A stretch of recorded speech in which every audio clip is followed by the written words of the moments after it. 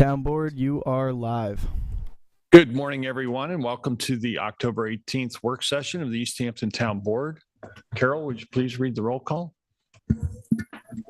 Present. Present. Here. Present. Present. Please join me in saying the Pledge of Allegiance.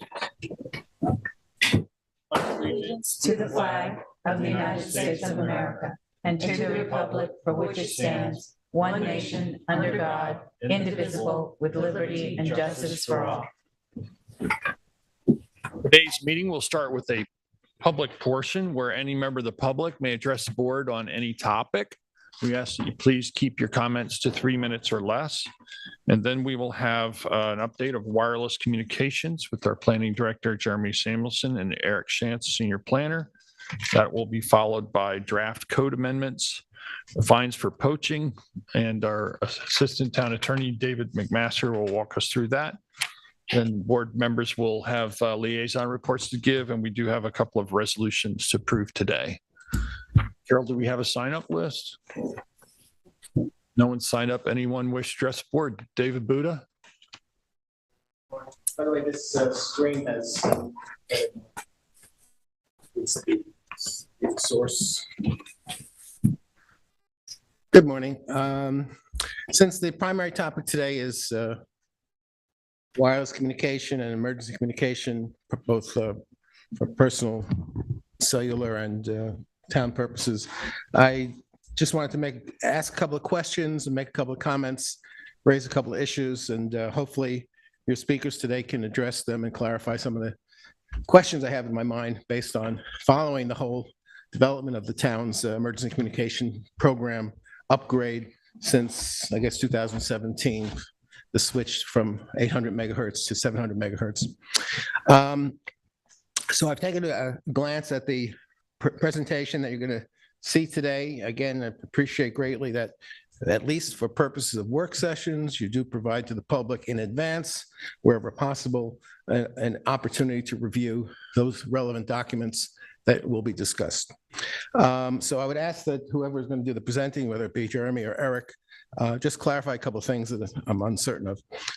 With regard to Hither Hills, which is a state property project, 100-foot monopole, because I guess that's totally within the state jurisdiction, town involvement has been minimal, although apparently there's a reference to having signed off on it. If you could just clarify, is the target audience simply the camping areas and the state camping grounds in Hither Hills, or is it going to provide service of one kind or another to a broader area? Since Hither Hills obviously has a tremendous number of existing towers, as a tower farm, both town and private towers, I'm just wondering exactly what this tower will accomplish and what the need is for it. Obviously, someone feels there's a need for it. I just would like it to be understood better by the public since it's not part of the town's program. With regard to St. Peter's Chapel, this will be a review of the status of that. I just wanted to clarify one thing. In the past, in one of the presentations, there was an error in stating that the alternative to the proposal that was denied by the planning board, which was for what I would call a faux bell tower, the campanile, that the alternative that was being considered and that was authorized by the settlement agreement was a 50-foot monopole. In fact, if one takes a look at the FCC filing, so what's called the 620 FCC form, that in fact is a 70-foot monopole with externally mounted antennas for the alternative to the campanile, and that is, of course, is both tied up in state and federal pending litigation. So if that's going to be mentioned as just for an update, I just want to clarify that it's a 70-foot tower that they are proposing. I would also ask that the speakers give you more information on what the town can do and is doing to monitor the rollout of the small cells systems such as installed by Extenet. I know I've seen fixtures attached to the tops of utility poles along Napeague Stretch on the state highway. I believe those small cell systems are really the future for filling in the gaps in the system that can't really be filled by macro towers. So I'm really wondering, what is the prospect of such systems being installed in places such as the far reaches of the Springs, whether it be up the major roads of Fireplace Road or Old Stone Highway or some other roads? They're obviously a lot less intrusive. And then the last thing I want to bring up is the whole question of towers, where they are necessary, should obviously be no taller than absolutely needed. And it's been previously pointed out by Mr. Schnell that much of the height of the towers that this town is seeking, both at the brush dump, which is already in existence, and at the Camp Blue Bay, is driven not by the need to provide communications, but rather to establish a backhaul network for creating redundancy and protection against the failure of one of the sites being able to communicate. I was surprised when I took a look at the Camp Blue Bay documents that there's actually the analysis of the height necessary for the tower includes an analysis for making a connection between Camp Blue Bay and the DPW site on Shelter Island. And that's really never been discussed in public. But it's my understanding that the whole completion of the point-to-point backhaul system is still very much up in the air. And I'm just wondering if someone could clarify exactly, is this backhaul system a redundancy feature that is mandatory? It certainly wasn't something that was conceived of in 2017 when the whole system was designed by Motorola. It's an add-on. Is it a necessary? It's a very expensive add-on. Is it a necessary feature? And what exactly will the plans be for the Camp Blue Bay site as far as being part of this point-to-point backhaul system? Is it going to be able to communicate, make contact with Montauk, or is it going to make contact with, by line of sight, is it going to make contact with Shelter Island? And if so, what's on Shelter Island? Why are we part of a system that connects to Shelter Island when we do connect to the county system up island by going through the Noyak site? So those are some of the questions I have. I hope that the presentation today and the discussion of the whole emergency communication and wireless service upgrades will be enlightening.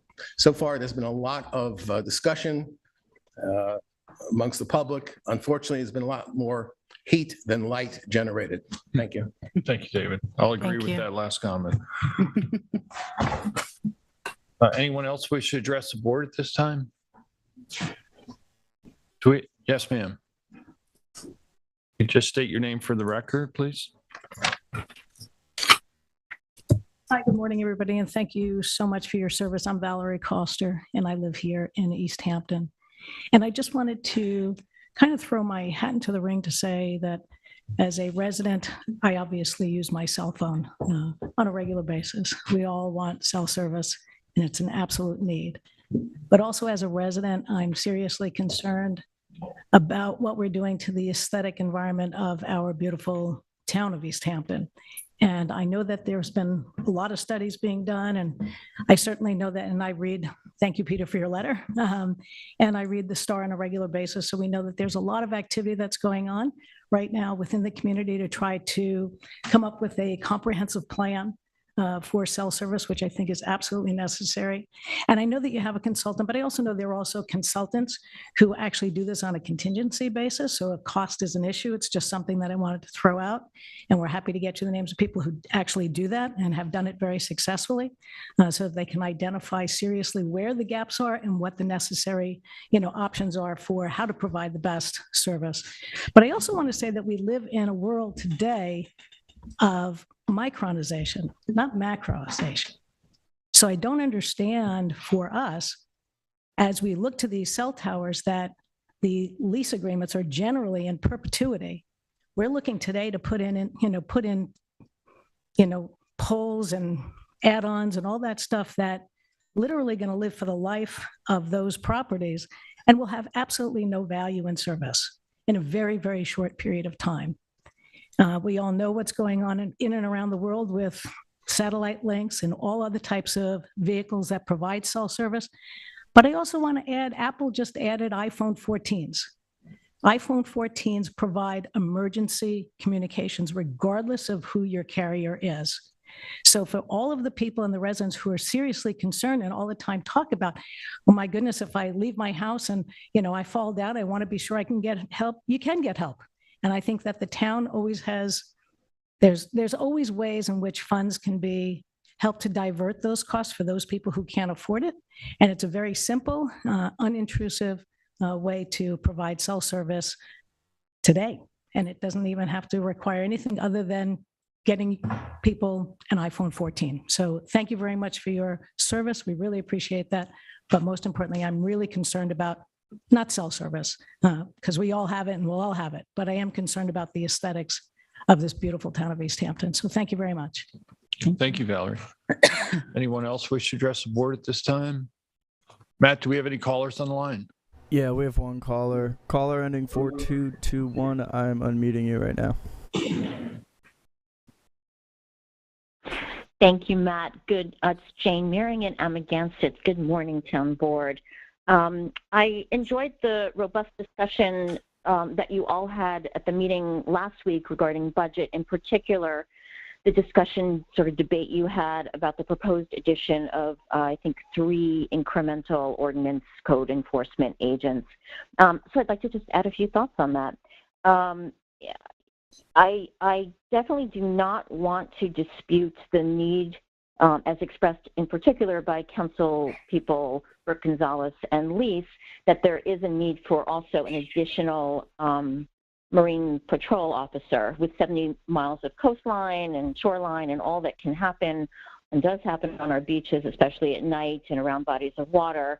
I definitely can see why another Marine Patrol person at least is necessary, and I assume Marine Patrol and Ordnance basically enhance each other's efforts. But I do believe that right now 3 or at least 2 more Ordnance officers is essential and existential, just for a few reasons. First of all, of course, population growth we've seen, extraordinary build out of new second homes. It's all added a stunning amount of potential occupancy and pressure right to our town. And it feels like Ordnance right now does not have the bandwidth to keep up proactively and preemptively. And by the way, I just want to say, this is not at all to be negative about anyone who is currently in Ordnance. They do a spectacular job. This to me is just about bandwidth. Secondly, as more and more sort of city-based and up-island investors come to town to take over and redevelop local commercial establishments, particularly restaurants, catering, hotels, I think we're seeing a lot of them sort of pushing outside the limits of our code, or at least not understanding our code. And I think that really needs to be closely monitored to protect quality of life. Third, the board, I'd like to say, has been incredibly, proactive and responsive around issues and has put in place a number of important code changes, around special events, drag out, the clearing demarcations during construction, outside dining, leaf blowers, the upcoming ADU. Hopefully expansion legislation will require a lot of oversight as well to make it work.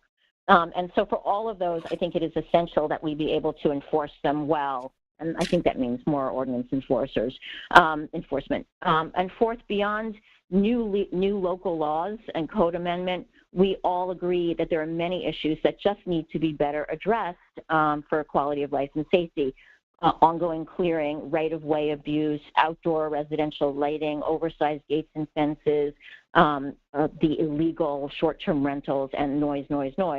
And that all needs to be tackled more closely. So I agree 100% that we need to ensure our population is more educated and informed about code, but I feel like right now it's really about adding resources to enforcement, and that is really all I have to say today.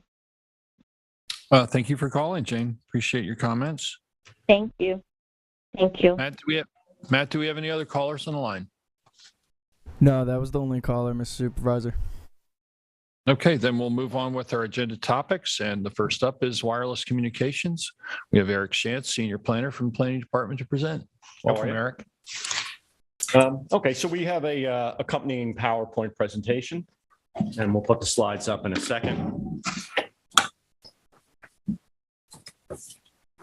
Eric, we might have individuals in the waiting room. Do you want us to pull them in too?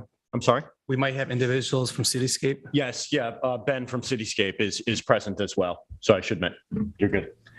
I so don't. we should I don't mention mean that. to. I don't mean to interrupt. We do have a phone line as well, ending 0843 in the Zoom waiting room. I'm not sure if that's for this topic. Okay, I don't recognize the phone number if it's someone else from Cityscape, but Okay, let me know. Matt, you want to check and see Yeah. who's on the line? If it's public comment, we'll take it quickly. Give me 1 second. And is Cityscape in the Zoom or still in the waiting room? I believe they're in. I think I'm in. Okay, good. Thank Watching you. online. Ben Evans. Oh, hi, Ben. Susan apparently will be late to the meeting. 1 sec. No, I'm on. Oh, that okay. Is that That's Susan. Okay, All great. right, so then that's all cleared up. Apologies, town Okay. board. Okay, welcome, Susan. Welcome, Ben. Eric, take it away. Sure. So this is meant to be a kind of a briefing for you guys, an update on issues related to wireless service. The last time that we had a presentation for you was September 6th. That focused on both the emergencies communication network upgrades and wireless service, identifying that dichotomy between the two. Today, we're really just going to focus on wireless service, and you'll find as we go through this, we're going to focus a lot on Springs as a particular area, just because that has been something that has been, at the forefront of public concern recently. So this is just a brief outline of what we're going to discuss. Again, this is an update for you. We're going to identify, just to be clear, the current problems that are faced. We're going to give you a status update on some of the larger scale active projects that are in the town. We're also going to give you a brief status update on town board actions. There, in particular, with the code changes, there are, and thankfully, big updates to offer you guys. We're also going to talk about some solutions that we've come up with just in the short term. Obviously, this is a work in progress. There's a lot that needs to be done. And then we're going to give you some recommendations on some specific, some general and specific steps to move forward, both for this town board and for the community as a whole. So jumping into problems, I don't think this is news to anybody. Reading through these points here, cell service, that's coverage and capacity. And you're going to hear that term used multiple times today. We're not just talking about covering an area. We're also concerned about capacity of the network to handle, the volume of data that's needed for the public. Coverage and capacity in the town are substandard and unacceptable. We found that out through the wireless poll. Service throughout much of East Hampton does not meet basic expectations for cellular infrastructure, and residents have raised concerns that this may affect negatively public health and safety. Residents and businesses pay the same as cellular customers across the country, but are getting shortchanged by that lack of coverage and capacity. Again, coverage and capacity are poor year-round. That's not just during the busy summer months where there's a higher demand on capacity. And our goal here really essentially can be, narrowed down to the fact that we need to get carriers to provide complete cell coverage throughout the town and local waters.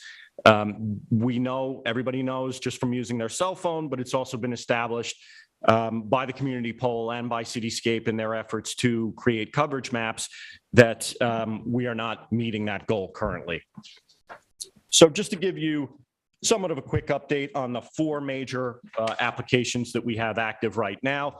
Mr. Buddha had spoke to the Hither Hills project, which is a 100-foot tall monopole, obviously near Hither Hills State Park. We have coordinated with New York State. Most of their comments were really about the LWRP. The site that they're proposing here is in the hills of Hither Hills. It's about 60 feet above sea level. So we didn't have any specific comments for them. They haven't made any specific referrals to us that included any coverage maps. I'm stating that to directly address the public comment. So I haven't looked to see what the full breadth of proposed coverage would be for that tower. I will note, though, that as part of the emergency communications upgrade, there is a new town tower going up near the landfill. That is a pretty tall tower that's, I would assume, is going to cover a lot of that region. So that's not to say that we don't need the Hither Hills Tower. Obviously, topography comes into play, and the more the better as far as coverage, as long as it's a reasonable application. So I don't know necessarily how far that's going to cover, but it is my understanding that that application and that project is nearly approved. St. Peter's Chapel in Springs. The applicants and which is AT&T have been working with SHPO, the State Historic Preservation Office, because St. Peter's Chapel was put on the eligible list or identified as such by the Historic Preservation Office, eligible list for the Register of Historic Places. That somewhat changes their application and has involved the State Historic Preservation Office. Mr. Buddha is correct. It erroneously says on this slide that they're proposing a 50-foot tall cell tower. Their original application was for a 50-foot tall bell tower. They are now proposing a monopole of 70 feet in height, more centrally located in the property. But we anticipate that that project will be coming back to the town planning board. And just as a note there, that is a project that only includes AT&T equipment at this time. So it will be a single carrier for that project, as far as we know at this point. So Springs Fire Department, there is nothing new from the time that we last spoke, which was roughly a month and a half ago. The planning board is awaiting a submission of a draft environmental impact statement.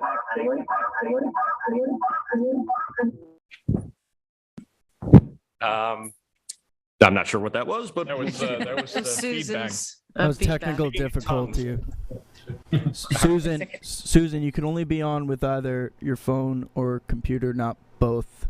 There we go. Okay, sorry about that, guys. You just restart. Yeah, no. SFT.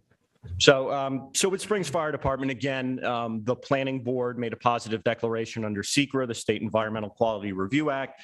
We are still awaiting a draft environmental impact statement. That was required as of September of 2021, or in the alternative, a revised application. That is something that will be alluded to later in this presentation. But basically, that application is in limbo until the applicants, which is not just the Springs Fire Department, but Elite Towers is the applicant on that application, co-applicant with the fire department, who obviously are the underlying landowners. Again, that is a new macro facility, a 180-foot tall monopole is being proposed. When that was submitted, the application offers to have emergency services communication equipment included in the project. However, we should point out that at this time, and for a while now, the town has moved on from that location as being the proposed node of the emergency communications network in Springs. The Camp Blue Bay project has proceeded in a much more straightforward and timely manner. And the board, through many deliberations, has come to the conclusion that right now the Camp Blue Bay site is the preferred location. Therefore, there is no need for emergency services communications at the Springs Fire Department location. There is, however, a strong need for, perhaps that location, but many other locations in Springs to complete the cell service coverage network. And again, that's something that I'll get to in more detail. So that application, though, does include, that tower is tall enough that it can include all 4 major carriers. That is part of that proposal. So Camp Blue Bay, just to give you a brief update, a public hearing is scheduled for tomorrow at 7 p.m. right here in this room in front of the planning board. We encourage all members of the public, whether they have comments pro or con about that project, to come and voice their opinion. The planning board will consider that, and then provided the public record is closed, technically, legally, the planning board has 62 days with which to render a decision. I anticipate that decision will come sooner than that. There are meetings with the planning board coming up on October 26th, so a week from tomorrow, and then one on November 2nd. That is most likely when the matter will be rediscussed, but that is still to be determined, and also is contingent upon whether or not that public hearing is closed tomorrow. So again, Eric, can that I is just ask you a question? So folks that can't come to town hall, they can call in, correct? Absolutely. They can call Or in. email? Yes, and also they're encouraged to either email or write the planning board. You can do that today. You don't have to wait, obviously, for the time of the hearing. But there are multiple ways with which to get your comments to the planning board. And if anybody has any questions about that, they should call the planning board and planning department offices. We'll be glad to help you out and let you know the best way to get that to the planning board. So again, that is another macro structure that's proposed. It's 185 feet tall, monopole, and that is to be not only the Springs node for meaning the towns, the police department's emergency services communications equipment, but it is also proposed to hold all 4 major carriers. I do have, if anyone's interested, the submitted coverage maps for those 4 different carriers. Obviously, they're proposed at different height levels on the tower, so they're going to have a different scope of reach that they're each going to have, but perhaps that's something we get into in a bit. So just continuing with this update, as far as town board action, since the last time we spoke, the town board has adopted the wireless code revisions. I thank you for that. It was many years and a lot of hard work to try and get that done. I think that that's going to be a great step to moving forward with improving cell coverage while still maintaining the town standards of review. That has been adopted by the state. It is in effect now. I looked as of yesterday. I didn't look this morning. It's not up on the town code on the town's website or e-codes, but it will be soon in case anybody wants to look at that in full detail. So again, the goals with that, there were multiple ones. Modernizing the code, we need to be in conformance with federal and state law. We wanted to expand the number of eligible sites while still maintaining our standards for environmental review. We wanted to streamline the review process for greater efficiency. And ultimately, a big part of this is providing capacity and coverage throughout the town. So also a question on that. Yeah. Can you give the approximate date or month when we first started discussing the wireless code updates? We had a public, work session on that. Oh, geez. It would have been last year. Yeah, so we had a major last year. We had a major presentation from Cityscape on June 15th of 2021. And then we did the poll, I believe, in August, and they came back September 21st with the poll. I think we began that effort in January as part of hiring Cityscape early in that year. Yep. And they were prepared and made the presentation in June, as you say, Kathy. So it's been quite a while we've been working on. And this is something that the town at various levels has been discussing for years, even before that, and something that obviously the carriers have their own intentions, but something that they've called out for, if only just to narrow it down to the one aspect of clarifying what's required of them and what the application process is. So, obviously that's only a small part of this, but that's a big part of the wireless code updates that I think is going to improve efficiency and help us, really get to what matters and what are the key questions when applications come in. I think it's worth mentioning that the code hadn't been updated since 2003. And you all know how much the technology changed and how much FCC regulations have changed over those, years. So, yeah, absolutely. So the draft wireless master plan is an ongoing effort. We've been working with Cityscape, and hopefully we are going to have a draft that is up for public review within the coming months. We don't have an exact date on that, but I would anticipate, I'm hoping that we have something before the end of the year. The holidays may conflict with that, but we are moving forward with it. And that is something that is going to be a big conversation for this board and for the community to have in the coming months. Cityscape is working on it. Again, Ben and Susan from Cityscape are on the line to answer questions. But, we anticipate that work sessions and public hearings will be coming up soon. Again, the goals of this, obviously, they can be added to here, depending on public comment and concern. But really, the main goals here are addressing all of the gaps throughout the town in capacity and coverage, encouraging market-driven solutions. We want to have a path forward for carriers to fill those gaps through cooperation with the town, but also through an application process and standards that still hold them to the aesthetic and environmental criteria that the town has long upheld. We want to be proactive about this and be able to offer possible locations for new wireless facilities, for both carriers and private landowners if they're interested in being part of the solution to guide the network build out. We want to also identify the areas with the coverage gaps and possibly, if somebody comes in with one property that we find is inappropriate, just inherently, given its characteristics, that we can offer alternative locations or alternative designs that would be more acceptable to the local boards and to the people of the community. And then really the final main one here is address the key problems of wireless service throughout the town.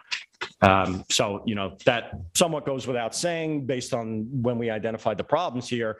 A big part of that is just the lack of a complete network of coverage. So this is somewhat of a general overview of some solutions. I think the first key point to make here, though, there's no single site solution. That applies to every hamlet in the town. We're not going to, for example, with Springs, which again, I'll get into more detail on, you're not going to approve one tower in one location and have complete coverage throughout Springs. Obviously, and one of these slides you'll see is the coverage for AT&T. That map that was submitted as a matter of public record for Camp Blue Bay for that project. It was submitted as part of the planning board application. But that will illustrate to you that, although Blue Bay is certainly important to Springs and improving cell coverage, it's not going to solve everything. We are going to need 3, probably more, different locations that can be a mixture of taller or macro towers or small cell, or what we would classify as tier 2, which is co-locating equipment on existing buildings. But the solution to remedying our coverage gap is not going to be a single site solution. We need multiple locations, and that is not only for Springs, that's for every hamlet. So, really and we'll get to it in a bit. Obviously Springs is not alone. There are other areas of town that we've keyed in on that have the most significant coverage gaps. Those include Northwest, Eastern Montauk. But really, the ultimate goal here is to ensure that every area of the town is covered.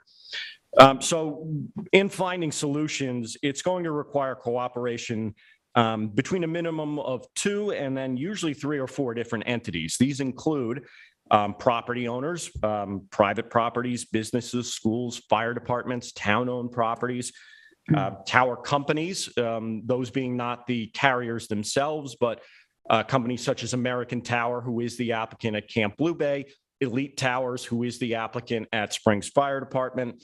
Then also, obviously, of course, the individual carriers themselves, the biggest ones in town being AT&T, Verizon, Sprint/T-Mobile, and Dish, which is applying for and obtaining new sites throughout the town very actively in the recent months. And obviously, part of this is the town of East Hampton reviewing these applications and ensuring safety and issuing permits when the designs and legal requirements are met by those applications. So, we're stressing the need for additional coverage and capacity throughout the town. that certainly doesn't mean that the town, whether it be the planning board, this board, is abandoning the fact that we are the ultimate arbiter when these applications come in of whether or not they're appropriate and they meet our standards. So just continuing with that concept, and I was alluding to it a little bit before, but we need a multi-tiered solution, or response to handling this problem. That includes not only new tall towers or macro facilities, which are tier 3 under our previous code and under our current one.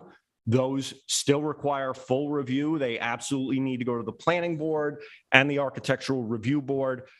Some of them may need to go to the zoning board of appeals, depending upon whether or not they're on town property. This board, the town board, may also be reviewing those projects.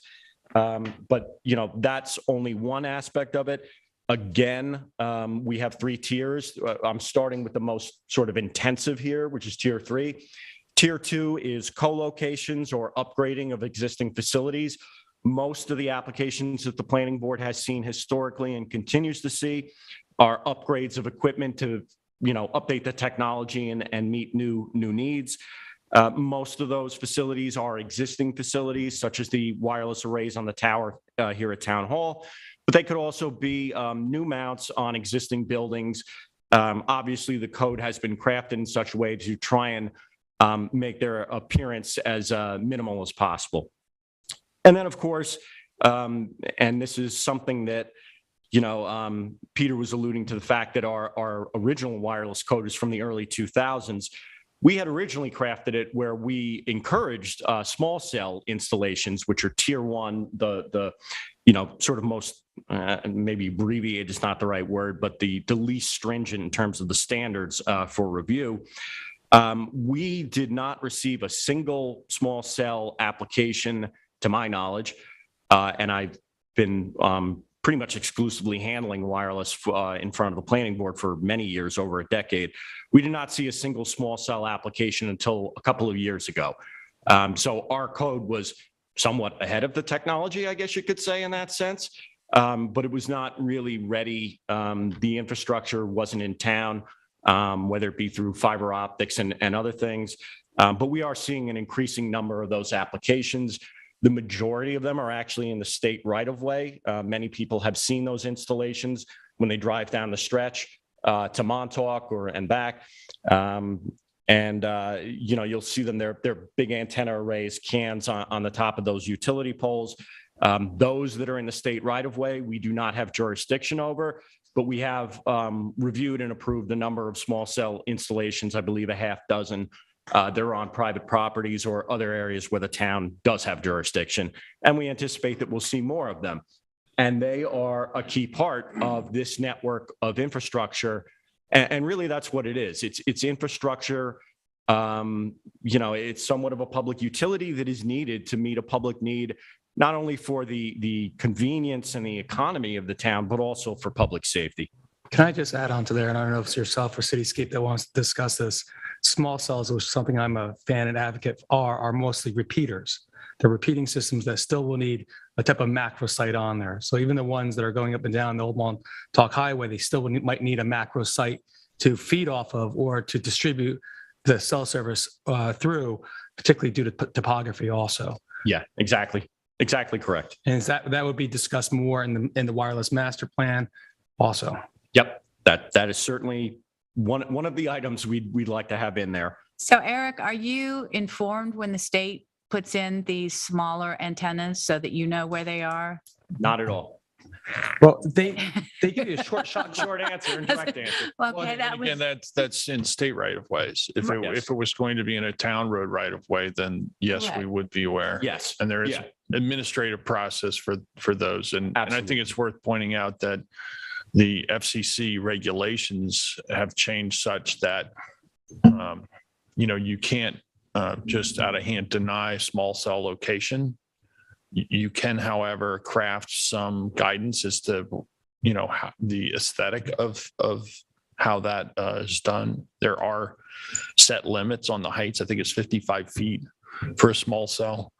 And, that's, again, it works in more dense areas. The coverage is not very long, but if you had a spot where a lot of people would tend to gather, then you could put a microcell there that might be helpful, but just putting it in residential neighborhoods, not too practical the way our town is developed.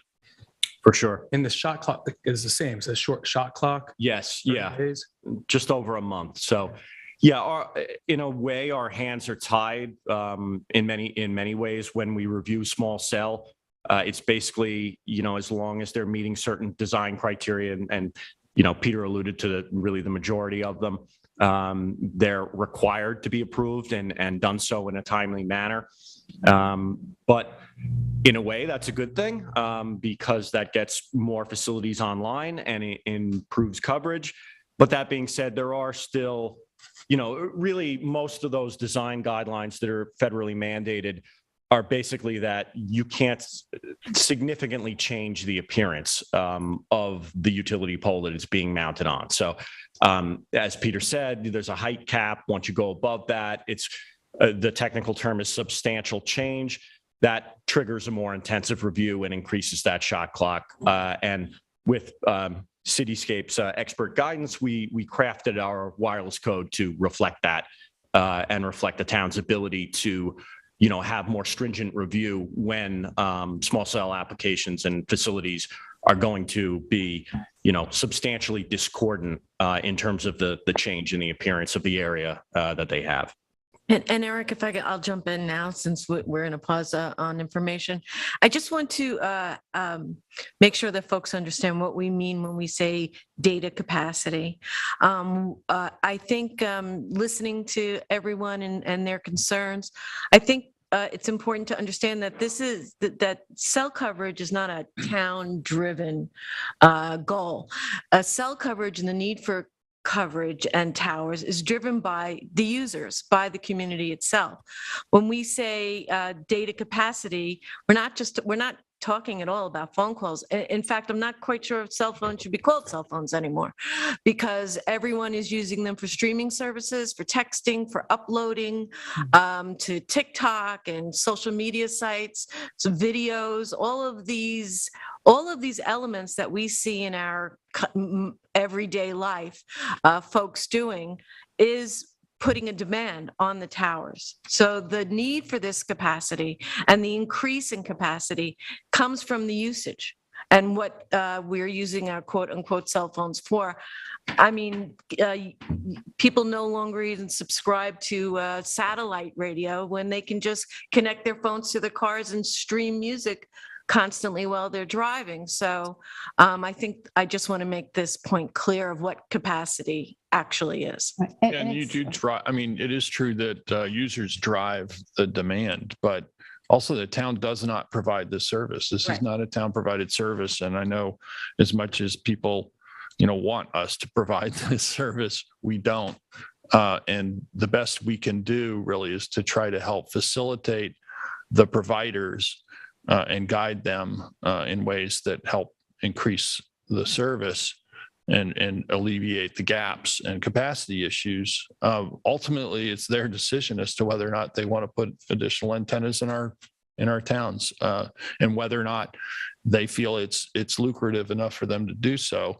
One of the things that I think is important for us to do with macro site development is to ensure that when we're developing a macro site, that it has all the major carriers on it, because that again will help eliminate gaps in coverage. If you only have the competitors are not allowing others to be on their towers, then that just increases the number of towers that you need and reduces the coverage. So there are various things that we are working on to try to improve the ability of carriers to provide the service. I just thought of, I think we first launched this in April of 2020. We had just gone remote because of COVID, and Eric, Jameson McWilliams, and David put together a presentation, and we looked at short, medium, and long term. And I don't remember the word, how we were going to deal with wireless and personal wireless services. I don't remember the word capacity then. right? We were always talking coverage, and now capacity has really been exacerbated by the pandemic and more people living here and working here and needing to Zoom on their phones and you know, what Kate has talked to. And the other thing is, I don't remember when we looked at coverage ever really breaking it down where you had, you know, in-building coverage, in-vehicle coverage, and outdoor. Like it seems like we keep slicing and dicing it because of, you know, it's just the demand is just so great. Absolutely. So another part of this is that, you know, obviously, as with kind of any land use situation, it's a question of where. Many times, and we need to identify specific sites where we can improve wireless communication and that are appropriate for new facilities. That will be a key part of the wireless master plan. Maybe the primary part will be basically mapping out where new facilities could be, whether they be small cell, macro facilities, co-locations, things of that sort.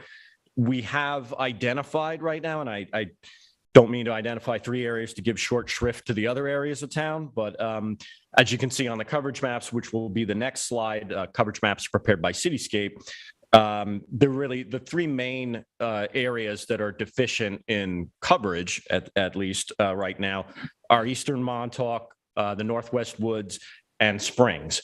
And I've highlighted Springs here on this slide because, not to say that they're more important, even though I live there, so I kind of feel that way. But it is, you know, an area of it shifts a little bit based on the census figures, but of the highest population in town, and it's also the most densely populated. So, you know, one of the geographic problems we have with the town is we have a ton of residential zoning, not much commercial.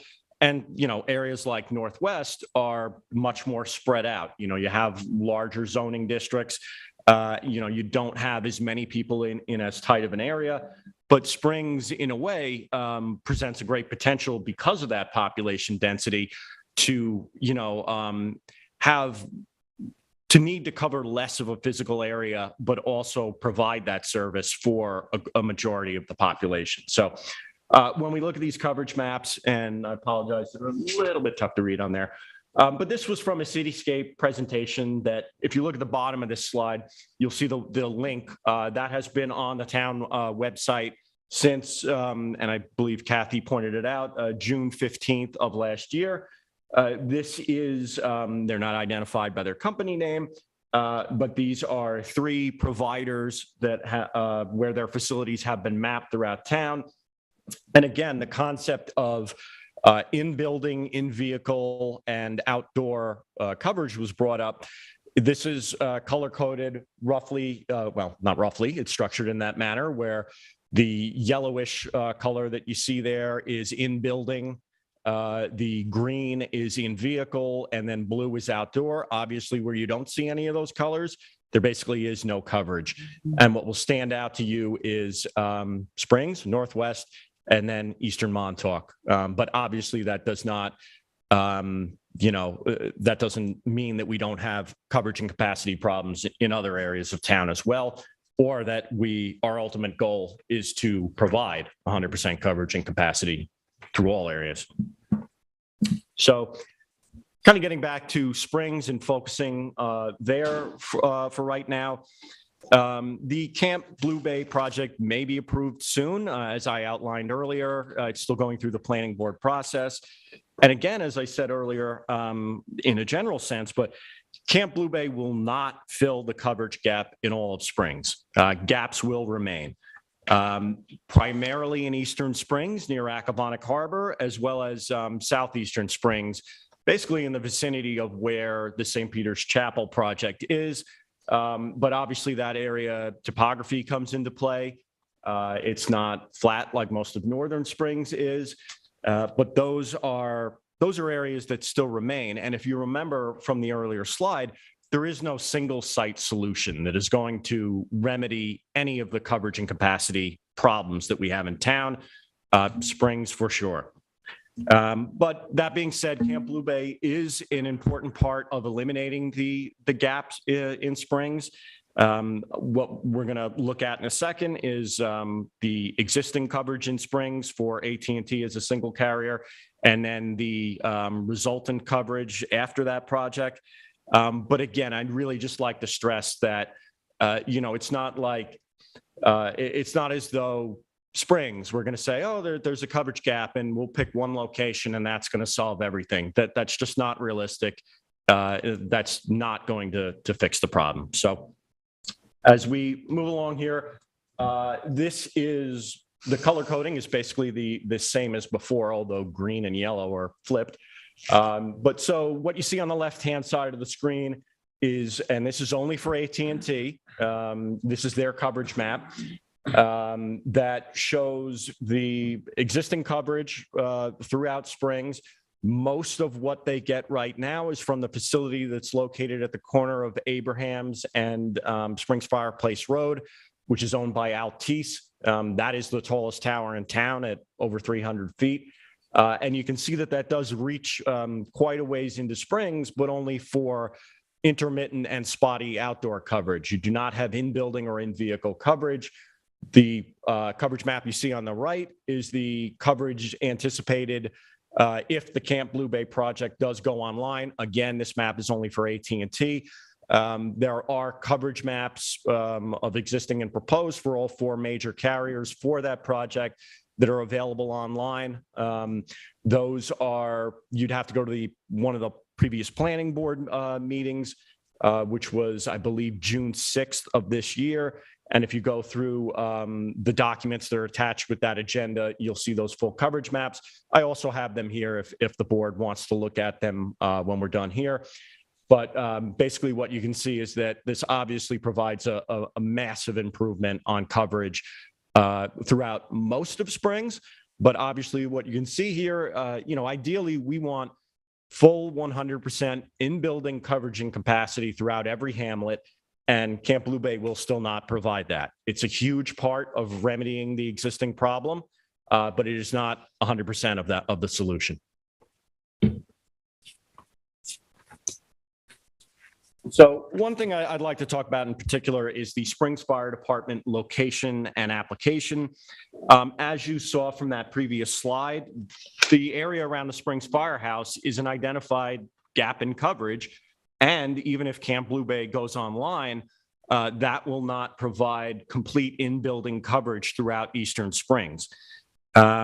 Again, the application that is in right now, which is Elite Towers on behalf of the landowner, the fire department, is for a 185-foot tall tower. It is incomplete as of this time and technically has been inactive for about 13 months.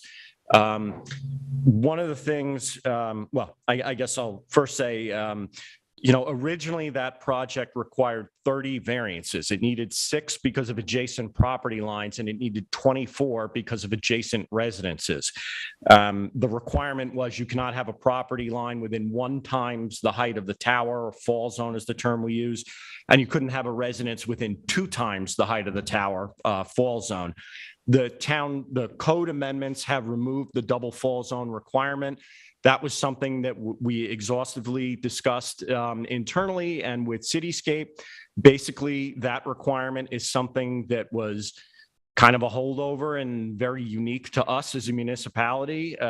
It's, through our expert advice, we realized that was very much unnecessary. Most municipalities do not have that.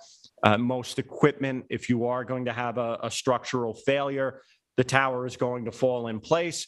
And generally speaking, the double fall zone requirement, the theory behind it is really not so much for the tower falling or for equipment coming off of it, because the equipment is heavy, it will generally fall straight down. It was more for debris, whether it be ice or bird nests or things of that sort, blowing off in high wind events. From when we looked into that, it just seemed very unnecessary. So that is no longer part of the town code. And with that being said, this town board, through enacting the town code changes, has eliminated the need for 30 variances for the Springs Fire Department project as it's proposed today. That would still need 6, though, because of the adjacent property lines that are, within the 1 times the height of that tower. And that would be for the existing proposed tower, correct? Yes. 185 proposed feet. Which is 185 feet. Yeah, not the existing tower in the sense of the 185-foot tall stealth monopole that is on that location currently. I'm sorry, what did I 150. say? It's 185. I did. Oh, So I'm it's a sorry. 150. It's a Yes. 150 stealth monopole that's there now. That's correct. And what they proposed was a tower that would be able to accommodate the town's emergency communications. As we've said, the town board has moved forward with the Camp Blue Bay site. But their initial tower height would be able to be placed on the property without any variances. Is that correct? That is correct, and we'll show you that specifically in a couple of minutes. But yes, thank you. The key number, the height, the existing tower is 150 feet in height, and also to that point, the stealth monopole design, which has all the equipment located in the interior of the pole, enclosed by metal sheeting, that is structurally not capable of handling the town's emergency services communications. Eddie Schnell has mentioned to this board many times that he needs dishes and other things that are externally mounted. That design does not accommodate it. So at the very least, the existing 150-foot tall stealth monopole cannot accommodate the emergency services communications equipment.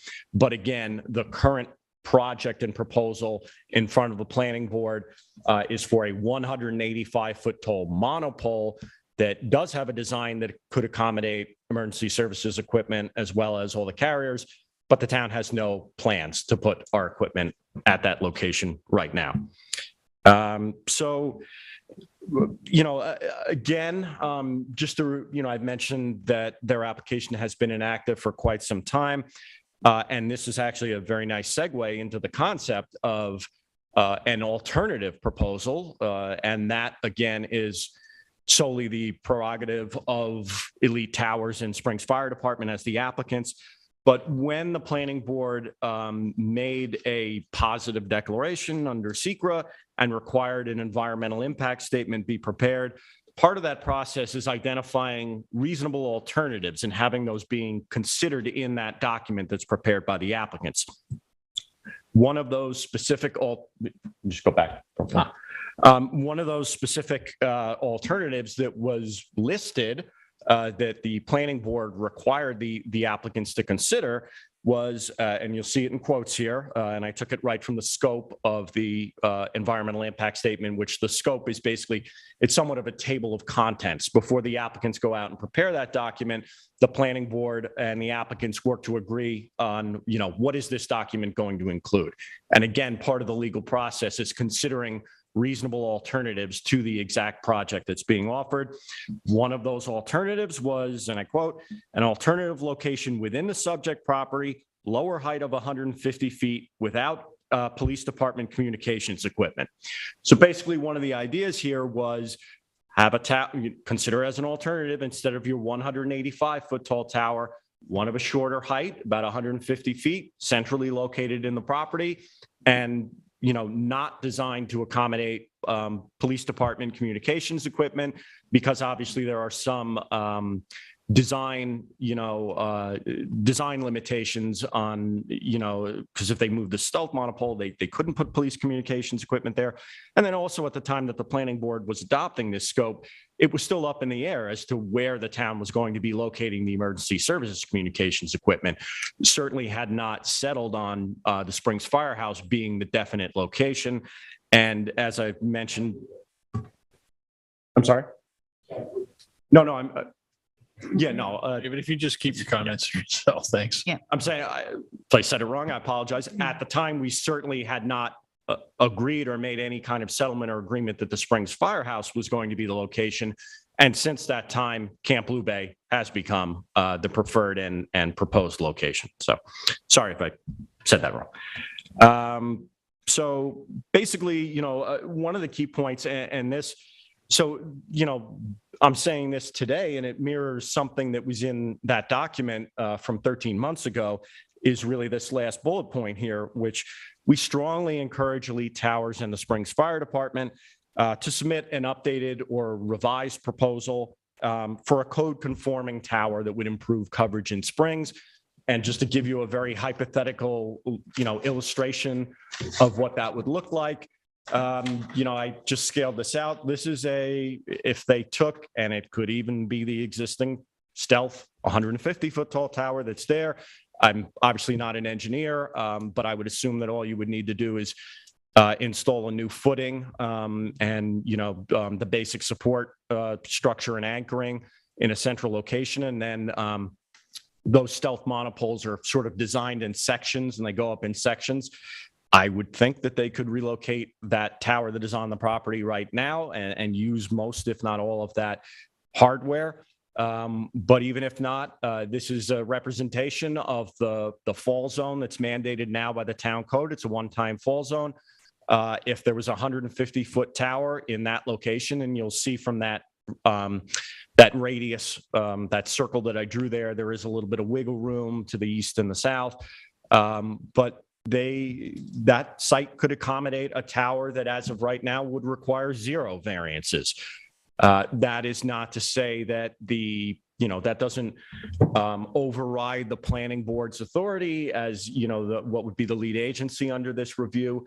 Again, one of the reasons that this was given a positive declaration and the environmental impact statement was required was the proximity of the site to the Springs Historic District, specifically the Pollock-Krasner House, also visibility of the 185-foot tall tower from Accabonac Harbor and other areas of scenic statewide significance. So obviously those still come into play, but a shorter tower will certainly have less of an impact on the surrounding aesthetics. So this is just by way of offering, a solution, a potential one to this problem in Eastern Springs. This is an alternative that we strongly encourage both Elite Towers and Springs Fire Department to consider submitting for review by the planning board. So, Eric, did they not need a variance because of the fire department buildings itself being in the fall zone? That's not the way the code is worded. Okay. I just wanted to make that clear. Yeah, it's meant to be property lines. So yes, no, they would not need a variance. The assumption is that you wouldn't put a tower on a property where you had a structure unless you were okay with that. Yes, essentially. Yeah. So coming to the end here, this is very general. Again, we're still working on the draft wireless master plan. There are still a lot of things being considered. And again, we'll be getting into specific site recommendations and things of that sort in the coming months and years. I don't expect this problem to be solved overnight. But basically, we kind of column this out here. What can the town board do? So the planning department would encourage you, the town board, to continue, to lead in creating conditions for market-driven solutions. As Peter said earlier, we can't tell AT&T or Verizon or any other private entity where to put their equipment, but we can help them, help facilitate, at the very least, their application process so that they can offer those as potential solutions.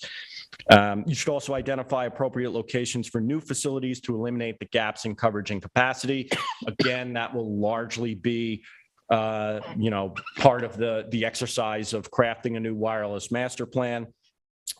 But then also, as we do get into more details of where we need new facilities and what types of facilities we need, whether they be macro, small cell, what's the best way to address the problem, approach property owners and carriers to encourage new applications to address the public need.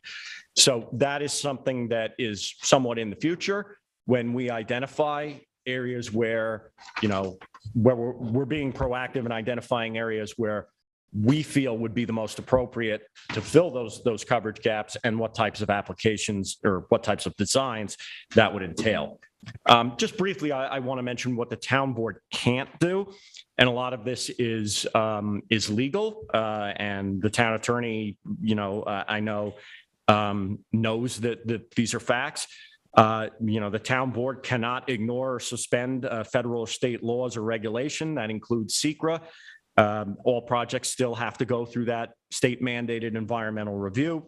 The town board cannot fail to review applications for new towers or eligible facility requests in a timely manner. That is dictated by the federal government, the FCC in particular. And another issue is, the town cannot declare a single issue state of emergency. The legal authority on that is very unclear. It's certainly not something that can be done on a whim. There are time limitations when a state of emergency is declared, and they need to be adopted on, somewhat of a permanent basis. There needs to be an identified situation, and there needs to essentially be something that governs when that state of emergency would come to an end. So it's not as though the supervisor or any other officer of the town can just wave their hands and circumvent federal and state law. And then another just key point, and this is really sort of less for the town board, probably more for the planning board, being the entity that usually is the lead agency in reviewing these applications. We can't treat applications differently based on the carrier. So, obviously that somewhat goes without saying, but there can't be a bias of one carrier in favor of the other. One of the key things though here is if you look at the column, the rightmost column, what the community can do. We encourage everyone, if you're a commercial or other non-residential property owner, we really don't want to see a proliferation of new towers in the middle of residential communities, but call or visit the planning department to see if your property can be part of the solution.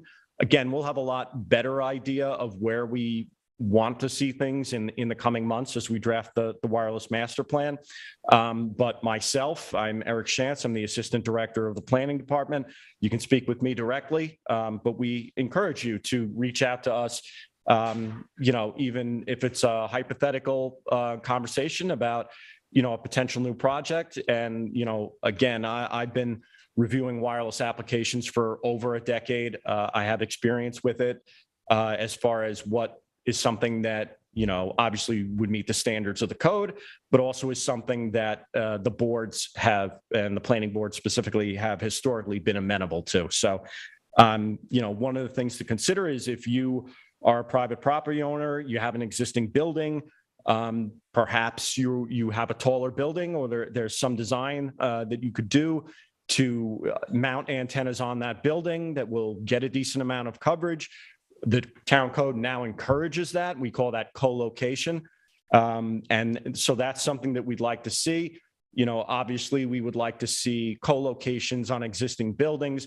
They're a lot easier to screen, whether or not they be on a facade and then painted or designed to match the architectural style of that building or the color of that building, or if they're on a roof and completely concealed. And then also just considering if you have a larger property where you can accommodate fall zone requirements, most commercial properties generally are smaller in size, but that's something to consider. And anybody listening to this or perhaps, rewatching it or looking at the presentation online, focusing on commercial property owners, if you have a property or a building that you feel, could be part of the solution, we absolutely encourage you to reach out to us and consider alternatives. And I will throw out there that carriers do pay pretty good rents for the use of different properties. And then, so just really more for the members of the general public.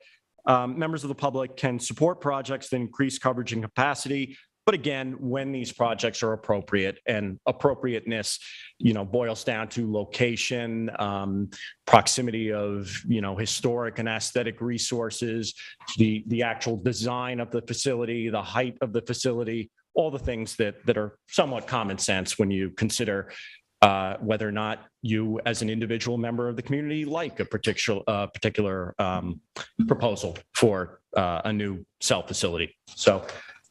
That's basically the summary of where we are right now from the last time we left off. Again, Ben and Susan from Cityscape are here, and Jeremy and I are here to answer any questions you have. Do board members have any questions or comments at this point? I would like to see if Susan or Ben have anything they want to add, if we could. So Susan, can you hear us? Yeah. Sure, this is Susan. And Eric, you did a fantastic job describing the overview of the process and the mapping that we've done to date. I'll just add that our first draft is in circulation internally now with Cityscape. You should be seeing a draft of the master plan the very, very near future. And those maps in the master plan do get into some real specific ways to address filling in the gaps using a combination of both macro and small wireless facilities. Thank you, Susan. Any other questions from board members? I got a couple, and I thank you for Susan for putting that together for us. I think it's extremely important, not for our community. One of the things, Eric, you mentioned also earlier, that's not just about on land; it's on the water. Yes. On the water, cell coverage is very important. We've had numerous boat accidents recently where individuals have capsized or run up on the beach. I know one of the locations that most recently was done at the fire control station at the Lighthouse. That was done maybe 5 years ago in a way that SHPO had to present. They were painted, but they produced a safety zone around the Lighthouse, which is at times more populated than Eastern Montauk with boats. So that's an area here, and I don't know if that's part of the reason why they are talking about Shelter Island or not, but these are areas in the water that we need to also cover because we know that there's a great amount of recreation on those waters then too. Can you give me an update on the Stephen Hand Path site that's over closer to Old Northwest Road? No, the one that's over by Stephen Hand's Path by the Highway Department. The Highway Department. Yeah. Oh, that one. Okay. Yeah, The Verizon Tower. I mean, it's been completely approved. So it's obtained all of the town and and other approvals that are needed. I'm not sure whether or not it has been turned on, to use the term. It hasn't been built yet. So it's just the cow. I haven't been over there in a while. Sorry. So that was my question. If it's been completely approved, so we're looking mostly at installation of that site. Will give a lot of coverage to that area of town, but also the area of the village south of the highway there, where it's also been historically dead zones. Also, that's why I just wanted to ask on that. And actually, along those lines too, I believe the village of East Hampton is also taking proactive steps to address their own wireless coverage. And I believe they've retained Cityscape, which I think is appropriate for the village to do because they're using the same information. So we're all town residents, even in the village then too. So I thought that was an appropriate hiring by them. And we did at Stephen Hand's Path, we did also allow for a cell on wheels to be located there on a temporary basis. So after the application had already gone. Right. Yeah. So when the Stephen Hand's Tower is completely built, I apologize for that. I haven't been over there in a while. I thought they had at least completed the structure. But when that does go online and is completed, the cell on wheels will be removed. I don't know if this is a question for you or Susan. Do we know if Elite has federal FCC protections, or is that just for carriers?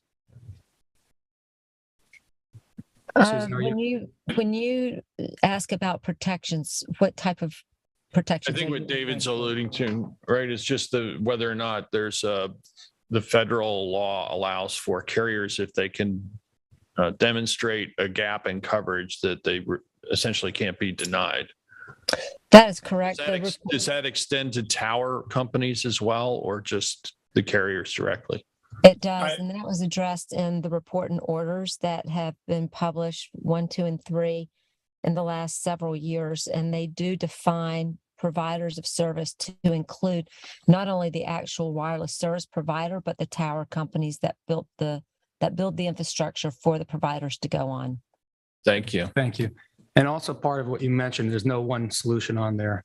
And a lot of times the designs of certain buildings in our township, which could be buildings which are places of general assembly. let's say it could be a church, an auditorium, a shopping center, or a school. There's other options out there that these locations can look at because they're made out of steel. As like Councilperson Burke Gonzalez mentioned, outdoor, in-car, and in building, sometimes these locations might have to look at distributed antenna systems. They could also add bi-directional amplifiers to get more emergency communications. And as you mentioned, Eric, sometimes these companies will pay for that at these locations. So it might behoove these commercial property owners or in the places of general assembly out there, you might look into other options for your specific building and property, because just because you have another tower or small cell tower might mean you might not get interior coverage. And I don't know if that's going to be covered in the master plan or such, but it's something that these locations, which are plenty of throughout our township, might want to look into also. Right, because we discussed this and I guess the question is when we look at the map and it says in building, is that typically for residences? Because like a school is built, I mean, obviously differently than my house. And so how did they define in building? Yeah, I mean, my experience with this is that they're talking about regular residential construction. There are a number of structures that even if you had a cell tower close by, you wouldn't get coverage indoors because of the steel configuration of the building. I know for many years, the local lumberyard, RBS, you couldn't go inside and use your cell phone. And well, even grocery stores, right? And so but CDCH. Yeah. To David's point, they've taken advantage of those other technologies to repeat that the cell communications indoors. So some structures still may not benefit from cell coverage without additional technological solutions, even if the towers are approved. And that's all I had. Thank you. Any other questions? No, I'll go back to the state right of way. I would think it would be important to know where those antennas are just for our coverage. And so so hopefully there can be some communication between the planning board or from Cityscape. I'm sure they have some inroads with the FCC. So I would like to see them included and not just no, we don't know about it. I mean, we do tend to become aware of them, but we're not in the chain in terms of being necessarily notified as to where they're going. I think the public needs to be aware of it as well. And that's I watched that application. I think the town was routed on that for those 13 sites. But what happened is that we can only address aesthetics, not necessarily locations. And I'll dig deeper into that, but I believe there's just a route. It's almost how Hither Hills was. We got routed on Hither Hills, but we didn't really get asked. We got asked for comments, but they're not. Yeah. It's outside of our. It's a referral, not a. I thank you for that. Thank you for that terminology on there. But yes. Sorry, just Sylvia, the planning department completely agrees with your comment a moment ago and actually made that a very specific request of Cityscape in their development of the master plan. So the goal is we own a series of maps that have layers that indicate all three tiers, including the small cell. Obviously, that will be the one that likely will need to be updated most frequently. So if somebody comes walking in August and there was, something that was installed in May, that may not be reflected. But the conversation we've had with Cityscape is, what can become the routine mechanism so that we as the municipality here have our arms firmly around what is the cellular infrastructure of the community, including all three tiers, meaning small cell as well, even though it has a less rigorous permitting requirement on our end. Yeah, and I'm sure we want to develop a layer in our GIS system to reflect that as well. But we're referring to state right-of-ways, which is Montauk Highway, Route 27. If it's on a town right-of-way, then the application comes before the planning department. Correct. Yes. I just want to make that distinction. But I thought of making this comment earlier, but now that we're sort of back to it, I just want to offer a little insight into what has been shared with us about how the decision gets made to place those small cells. So where we're seeing them currently is mainly exactly as you indicate along those more major thoroughfares. So along state-owned roads or county-owned roads in particular. And that could include obviously 3 Mile Harbor, Springs Fireplace, for example, heading into Springs.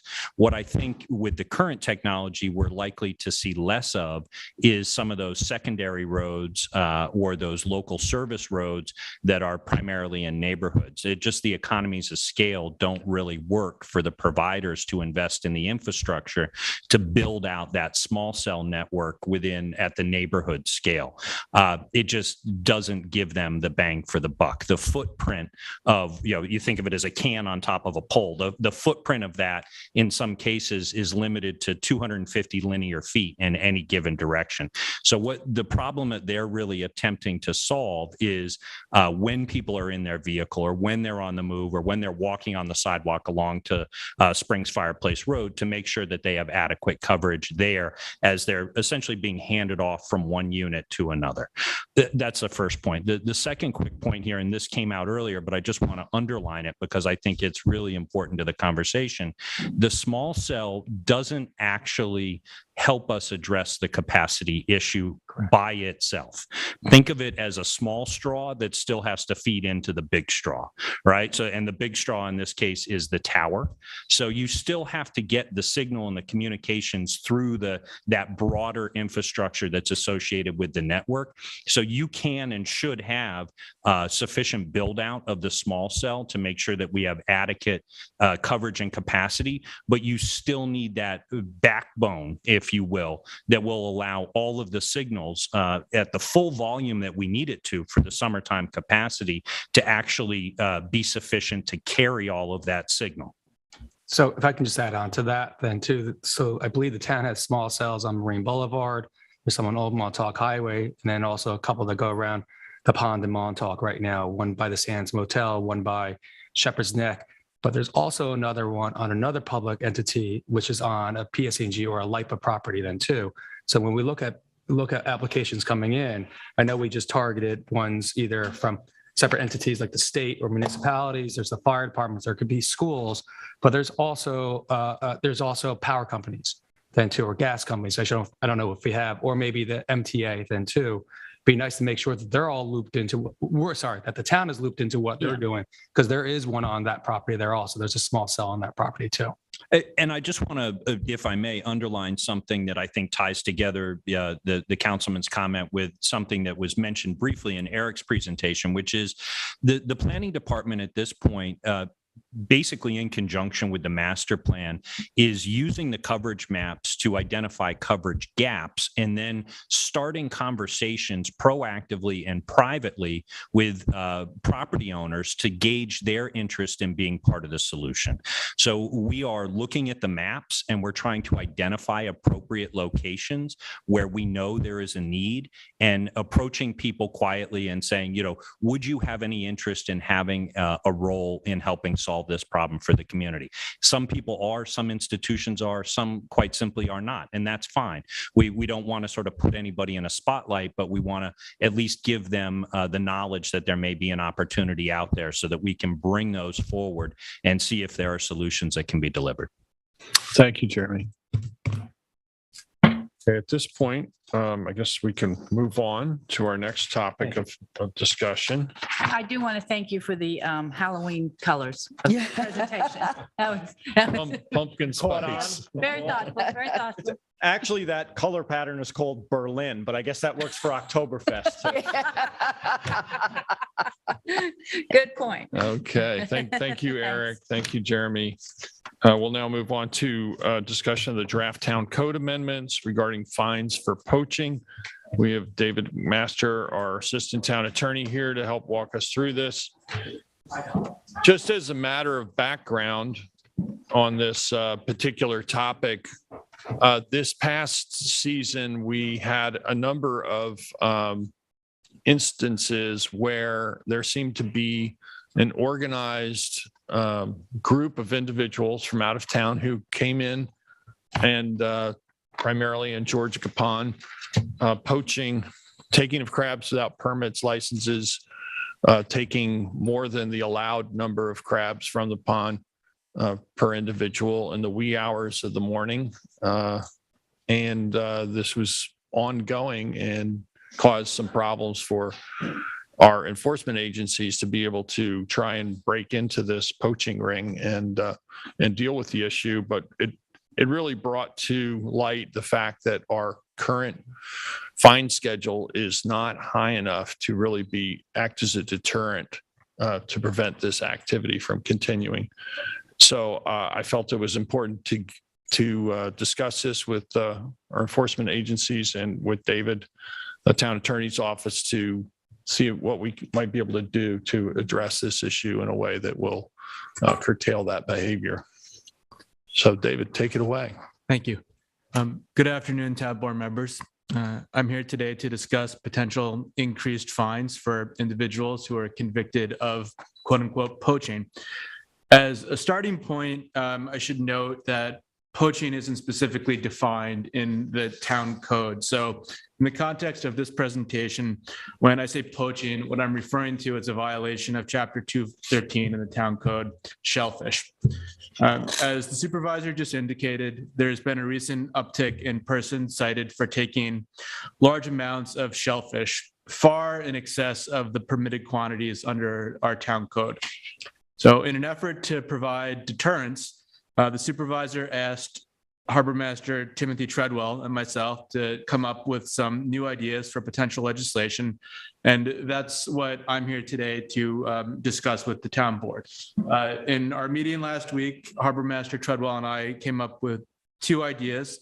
The first of which is to increase the existing fine schedule, which is located in Town Code 213-10D.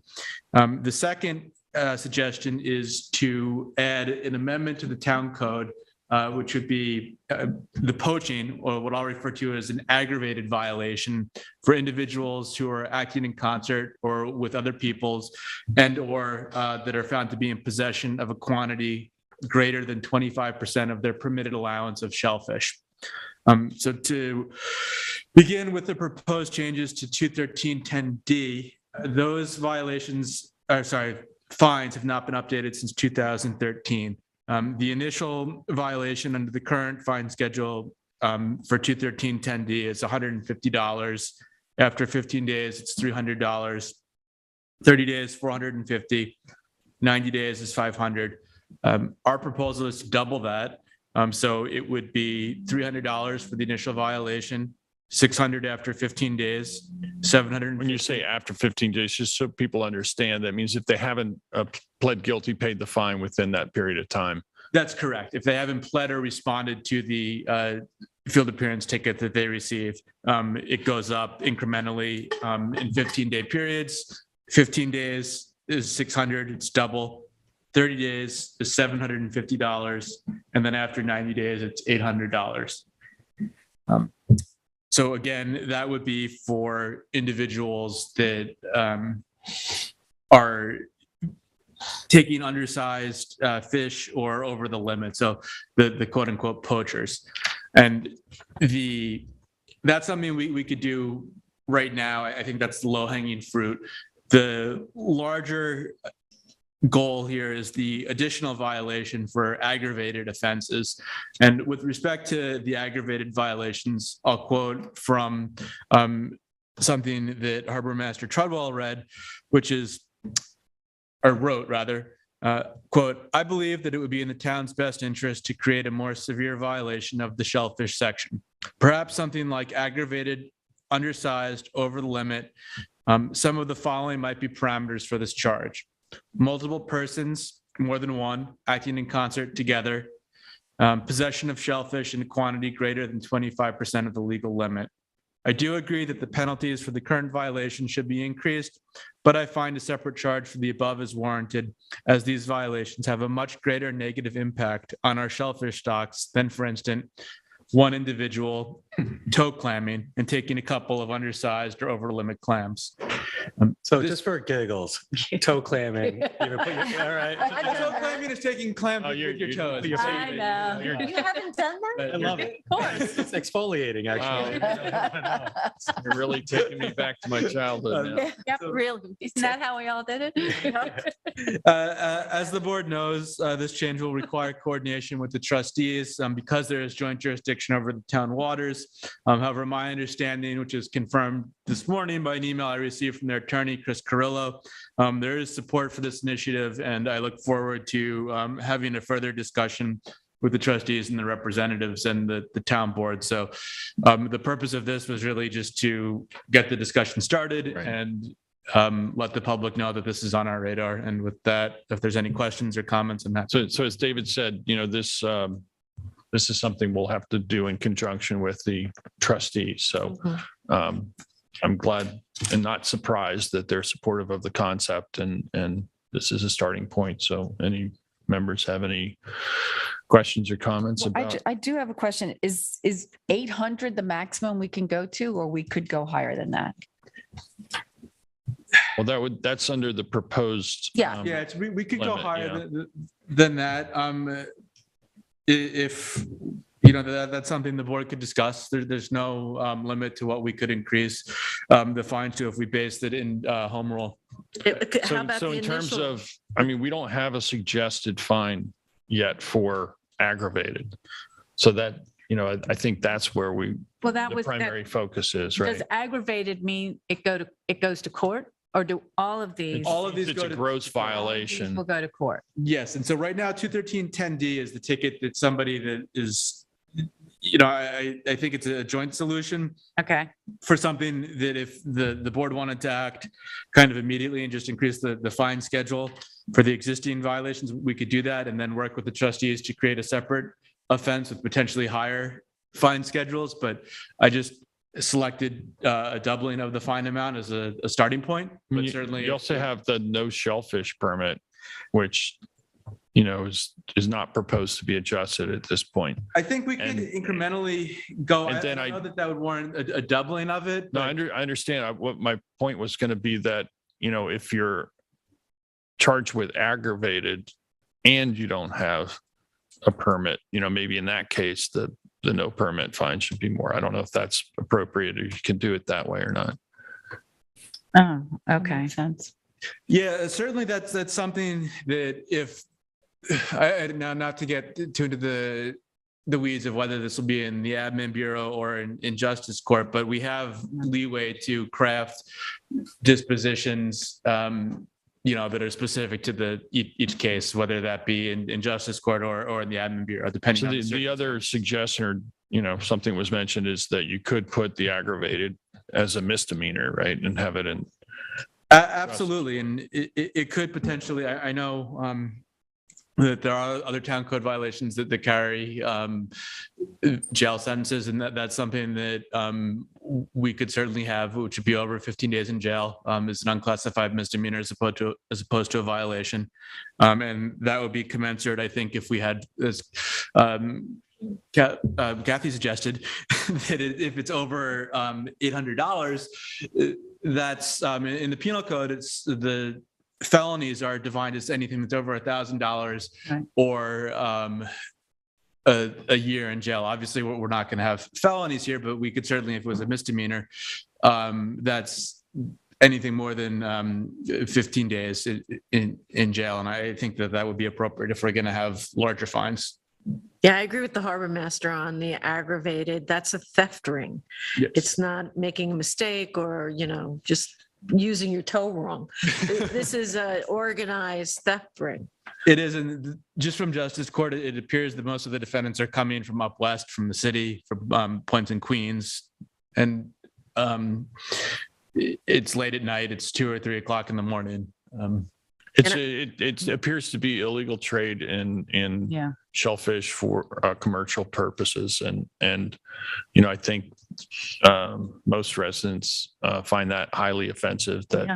Well, it puts an even more stress on our I was fish about to stocks. say our natural resources. And we're dealing with a lot of issues that put stress on the stocks to begin with, and we don't need any more kind of Yeah. deliberate intrusion into into the fish stocks. I'm with council member. Yeah, to keep- right? I have to remember that. Council member Gonzalez on, the fine. I mean, doubling it is one thing. I would probably think higher. Me too. I mean, this is a real invasion of our natural resources that, could impact years and years. It's not small. Absolutely. I Okay. agree. So I think you have some guidance there. Yes. Yes, lower as the to what- hammer. Yeah, I think that's, Great. Thank you. Thank you, David, for Yeah. preparing this initial discussion. and do the fines also, is the trustees going to weigh in on the fines as well? I forgot to ask, sorry. Or is Yes, that- the plan is to have the trustees weigh on everything Okay. across the board. Okay, all right, thank you. Thank you. Great. We look forward to that discussion continuing. That brings us up to liaison reports. Great. Kathy, do you have a report for us I today? do. So on October 20th, we relaunched our Wellness 60 Plus at Ashwell Hall, partnering with the YMCA and Stony Brook Southampton Hospital for instructors. We had a very promising start. About 20 people attended, and we received very positive feedback. So we've got Qigong 3 going for recuperative exercises for increasing stamina, 12:30 to 1:30 on Wednesdays. Starting October 26th, it's every week through the end of the year. And osteoprevention and stretching from 2 o'clock to 2:45. So if folks have questions, they can reach out to me or to Human Services. We've also had rescheduled our massage therapy class that we were offering on Wednesdays at the Senior Center. Since we're doing this program at Ashwell Hall, we've moved that to 10 o'clock in the morning on Wednesdays. In honor of Domestic Violence Awareness Month, the retreat has invited their community allies to participate in a free workshop for adults entitled Partnering to Provide Safety and Support. It's a virtual workshop that's tomorrow, Wednesday, October 19th, from 12:30 to 2 on Zoom. This important training will address the warning signs and dynamics of abuse in relationships, the do's and don'ts of providing support, and also share the retreat's wide range of free and confidential services. I'm going to be attending, and if there's anybody on the board, any of my colleagues who want to attend, let me know and I can send you the link to register. Tomorrow, we're also going to be having our first meeting since the start of the new school year for the East Hampton Youth Task Force. I had talked to Adam Fine, and there's a lot of things going on with our young people, so it's timely. We're going to be meeting with all of the not-for-profit agencies that deal with kids and families, as well as our local police departments and the local schools. I'm going to have a couple of resolutions on for Thursday. John, I know I had sent you an email. If we could get a resolution on, since we heard on October 6th, the local law to amend Chapter 225 taxation, where we were going to increase the income limits for exemptions for senior citizens and persons with disabilities and limited incomes. I'm hoping to have a resolution on for the traffic study. We would be hiring McLean to do a traffic study for the new senior center. I had mentioned that this was something that the R2 Architecture had requested to help them decide how, to design the egress and ingress for the new center. And I believe that's going to be about $13,000. And Diane Patrizio, our Director of Human Services, will be able to find that money in her budget. And I also circulated on Friday a memorializing resolution in support of a state and assembly bill. It's called the Puppy Mill Pipeline Bill. And the legislation has not yet gone to Governor Hochul, but it prohibits the sale of dogs, cats, and rabbits by retail pet shops and authorizes collaboration with entities to provide space to showcase cats or dogs owned by certain entities for the purpose of adoption. This is supported by the American Society for the Prevention of Cruelty to Animals, the Humane Society of the United States, as well as more locally, the Animal Rescue Fund, Kent Animal Shelter, and the Southampton Animal Shelter Foundation. So I was going to have that on for Thursday and hope I have the board support on that. The last thing I wanted to just touch base on was the Montauk Playhouse Community Center Foundation.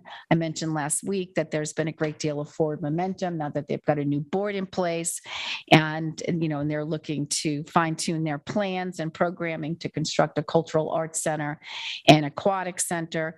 One of the discussions I had with their board members centered on whether or not the foundation was required to pay prevailing wage on the project.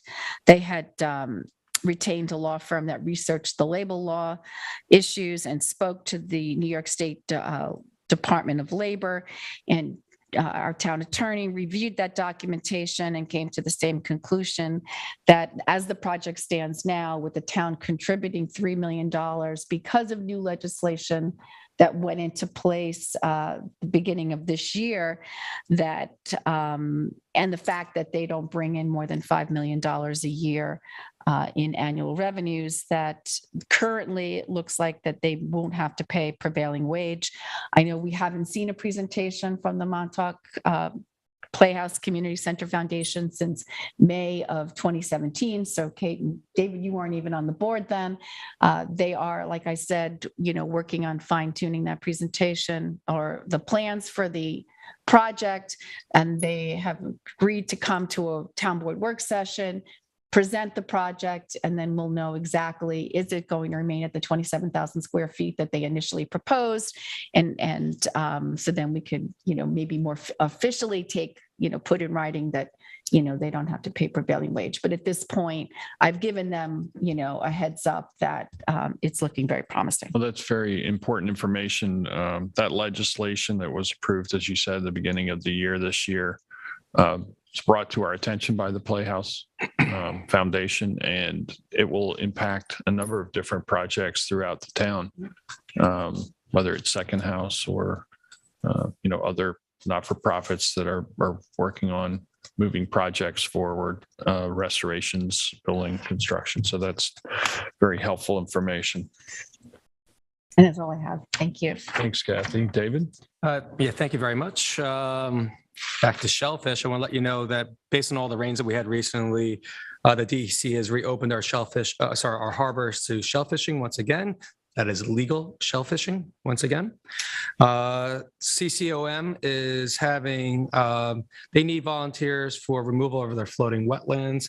Again, this is a second-year project that they've done in Montauk, and there was grant funding given to CCM or awarded to CCOM. That is happening this Saturday. They're looking for volunteers. Please contact CCOM, the Concerned Citizens of Montauk, if anyone's interested. Nature Preserve Committee met last week.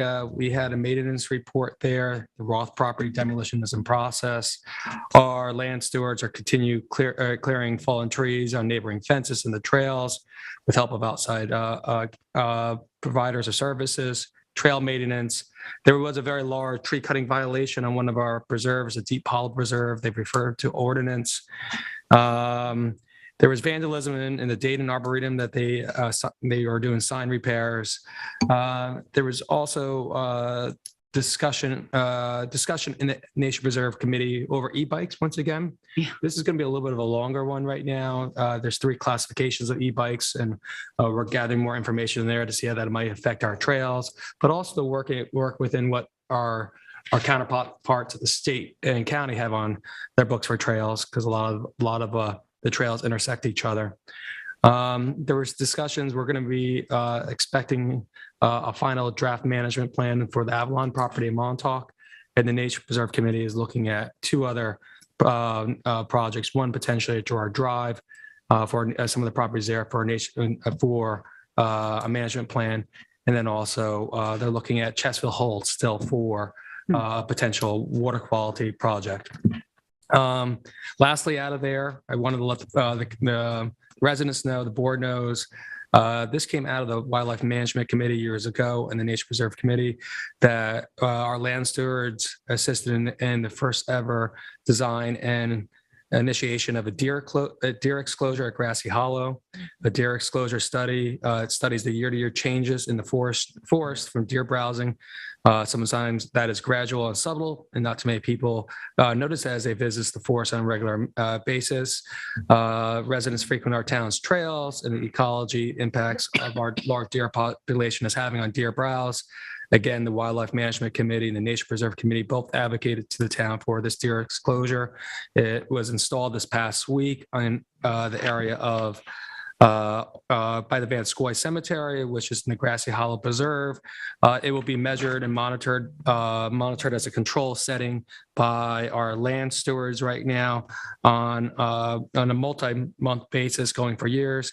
There's currently two of these deer exclosures on the Nature Conservancy's property in the Mashonack Preserve. Each of them are a hectare, I believe, which is 2 acres. In size, and it's pretty dramatic. And again, what it does, it provides a control setting about deer browsing. And I thank the Wildlife Management Committee over the years, and also the Nature Preserve Committee for moving this forward, and to the town board for their support. So if anyone's on that trail and trying to question what's happening up there, please contact land management. Lastly, I look forward to seeing the supervisor in his running uniform for the turkey trot, which is on. Not going to happen, Dave. Just going to let you know, I'm good. I'm not going to be. You don't even know what that is. I mean, some people might say anytime I run, I'm participating in a turkey trot. But no, I'm going to be away with family on Thanksgiving Day. So. The turkey trot is in Montauk, put on by the town of East Hampton. All proceeds benefit local food pantries. You can also make donations to those food pantries at any time.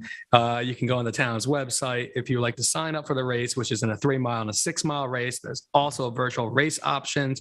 It's $10 online and $15 day of the race. That's the turkey trot. And that's all I have. Thank you. Thanks, David. Sylvia? Yeah, the business committee met, and I'll start out with the COVID updates that we have Robert Ross on our committee. So, and this is as of last Wednesday, there are 7 COVID patients in Southampton Hospital. That's up from 5 just a month ago. And then there are 54 patients at Stony Brook, which is the same number of patients that was there a month ago. And Eastern Long Island has none. Testing that was done during last week, or actually the week before that, ranged anywhere from 5% to 26%, depending on the day. Most of those testing sites had limited number of people that were being tested, so that's why sometimes the numbers look so high. We had a presentation by Tina Lagaren from the planning department. She gave an updated, detailed PowerPoint presentation on outdoor dining in the state-owned Montauk Highway right-of-way. She produced a flyer, which I have here, so all of you can take a look at it. 4 restaurants with applications to the state for the use of the sidewalk. So some of the folks in Montauk actually, the sidewalk, they can put some, if it's up against their building, they own that section. It's beyond that. So don't get upset if you see, like at the point, there are some tables out. If you're up against your building in many locations, you're okay. If you're further out onto the sidewalk, then you need to go through this process. And there were a lot of questions where the flyer is still in draft. They're just looking it over. And on the back side of the flyer, you'll see sort of a flow chart that was asked for by the committee to see exactly how restaurants should proceed with getting all the permits that they need. And then on the staple to it is the application from the New York State Department of Transportation in order to get your outdoor dining application on the Montauk right away. It's terrific. Tina did a great job. She's really such an asset to that department. Really glad that she's there, and she does a thorough dive into anything that she's given a project. We did want to remind everyone, if they're going through this project, or if you're putting tables outside, even though they're your own tables, you do need to contact the SLA so that they can be notified that you're serving alcohol in other locations other than what your original permit might have. All of our information that we did at that meeting is being sent to the Montauk Chamber. And hopefully we'll get it then up on the town's website when we decide that it doesn't need to be in the draft form anymore. Planning Director Jeremy Samuelson also gave a PowerPoint presentation to the committee that was presented to the town board on changes to consider to our current accessory apartments in residences legislation. The committee was in support of the changes with the understanding that more details are going to be forthcoming. Rick Whalen also gave an overview of the plan for the 0.5% affordable housing transfer tax being voted on November the 8th. That is Proposition 3. On the back side of the ballot. On the back side of the ballot, thank you. There was enthusiastic support for that referendum from that committee. Hope that seasonal housing could also be addressed in the legislation and the plan. Comments for the company that had come. I guess we got this as an email that Pedal Share was being considered giving another presentation to the town board. They had given us a presentation, I think, just before COVID hit. So it never moved forward. So there were some comments that a lot of the comments there will be, what they felt was there would be a loss for other businesses and local shops if Pedal Share came here. Hotels and motels already are doing it, as is Plaza Sports, and so it would be in competition with another local business. They would like to see if the town board wants to move forward, there should be contracts with local shops for repairs, because these things, if the bikes, something breaks, they are taken away to another location and not using local shops for their repair. So they were concerned about that.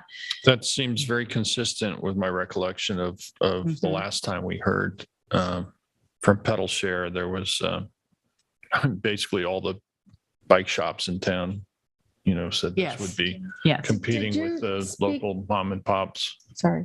Did you speak to Jeannie Carroza about this? Because I don't know how we could just, if we even wanted to, how we could just award it to a company without going out for a competitive bid. Yeah, I think you would have to. Or RFP. Yeah, I didn't. I think we got that email and I said, just let me talk to the business committee first to see, because I had remembered what the supervisor is saying, that there had been some pushback from some of the local bike shops. So that one of their suggestions was also that if there is a this type of program within the town, that they should have offices here, so that there are places for people to either complain or to make sure that bikes are picked up and not just left in locations that they're not supposed to be. They also then talked about electric bikes, and I know David, you brought it up already. They are becoming a problem. According to some of the business owners, they are saying that people are going much faster than pedal bikes, and that some of them are on the wrong side of the road, that they're not aware that they're a vehicle that needs to stay on the vehicle path. So I think we'll bring it up again and I'm not sure even if Chief Sarlo knows where we're putting these vehicles. Yeah, so that's New York State traffic and vehicles law. Lieutenant Schaefer gave me a rundown of that. It's very new to the state. There's a lot of information that individuals just don't know. So I think we might want to get ready to bring this to a work session that we can just try to outreach the laws. You have to be of a certain age, I believe it's 16 to use it. They can only go to, I believe, a certain speed, and there's 3 different levels of it. So it's confusing, it's new, and I think one of the best things we can do is bring it forward. But they all look like regular bicycles, and that's part of the problem. Well, there are some that are pedal assist and they're straight up electric, which are basically like small electric. There's three ones. So I think let's the max speed is 28. If it goes above that, then so I will maybe Sylvia and I will talk. We maybe bring East Hampton Town PD in to discuss this. The Nature Preserve Committee is mostly concerned about how the full torque of some of these bikes right now are ripping up the trails. Yeah, and also the speed that they get is is abnormal to maybe traditional mountain bikers. And some of the blind quarters, some individuals are seeing hikers Yeah, I was gonna interaction say, with these people bikes or walking. bikes on bikes, and there could be a danger out there. So that's why the NPC. But I've gotten this from the Montauk CAC already. Has had discussions like this, and a couple of emails from let's be honest, scooters. You know, scooters on sidewalks in Montauk. It's like Yeah. free for all a little bit. Yeah. That there's conflict. There's conflict coming. So I think what you're getting to is we should get ahead of it. Yeah. David, I'll just add also in terms of looking at challenges for those, the scooters in particular, but also e-bikes. There's a lot of, especially you're seeing it in the city, issues with when charging in apartments, the batteries going on fire. So I know that's a concern of the FDNY. And when I went to the Chiefs meeting, the Suffolk County Chiefs meeting, it's actually a new course in the academy. So I think, we should be aware of the statistics on that as well while you're looking into that. Okay, the Anti-Bias Task Force also met. We have a new diversity show that's up. It was completed and the guest was Tom House, who was the founder of the Pride Parade in East Hampton, interviewed by LTV's own Matt Lowndes, who is on today. So thank you, Matt. I heard all kinds of wonderful things about Matt as an interviewer, and he was great. The next show will be on November 18th with Andrew Visconti and Adriana Leone from Ruta 27. And this is their second show. They're kind of they did a part 1, now they're going to do a part 2. And we have other future shows in the wings, and we're discussing, those interviews then for 2023 as well. Members of the Anti-Bias Task Force, a member, Catherine King, gave a hidden bias program and to Montauk School, and the committee would like to also have that program done for them, and then perhaps offer it to the community if they'd like to participate in a hidden bias program. It's non-judgmental. It's only talking about issues of how we see things through our own eyes, and maybe question some of the ways that we might see things. We discussed other programs that should be sponsored by the Anti-Bias Task Force that haven't been done in a couple of years because of the pandemic. We'd like to get back to movies that we find important. In the past, we've done civil rights movement movies. We've done conflict resolution movies. We did the Bridgehampton Bees movie when it was at the International Film Festival. So we'd like to get back to, and there are some good movies that were from the film festival this year that we might be able to get and show during the wintertime when people kind of want some more things to do during winter, and do it at the East Hampton Library. The Community Housing Opportunity Fund also met, and Jeremy again gave his presentation from the proposed affordable housing apartments and residences legislation.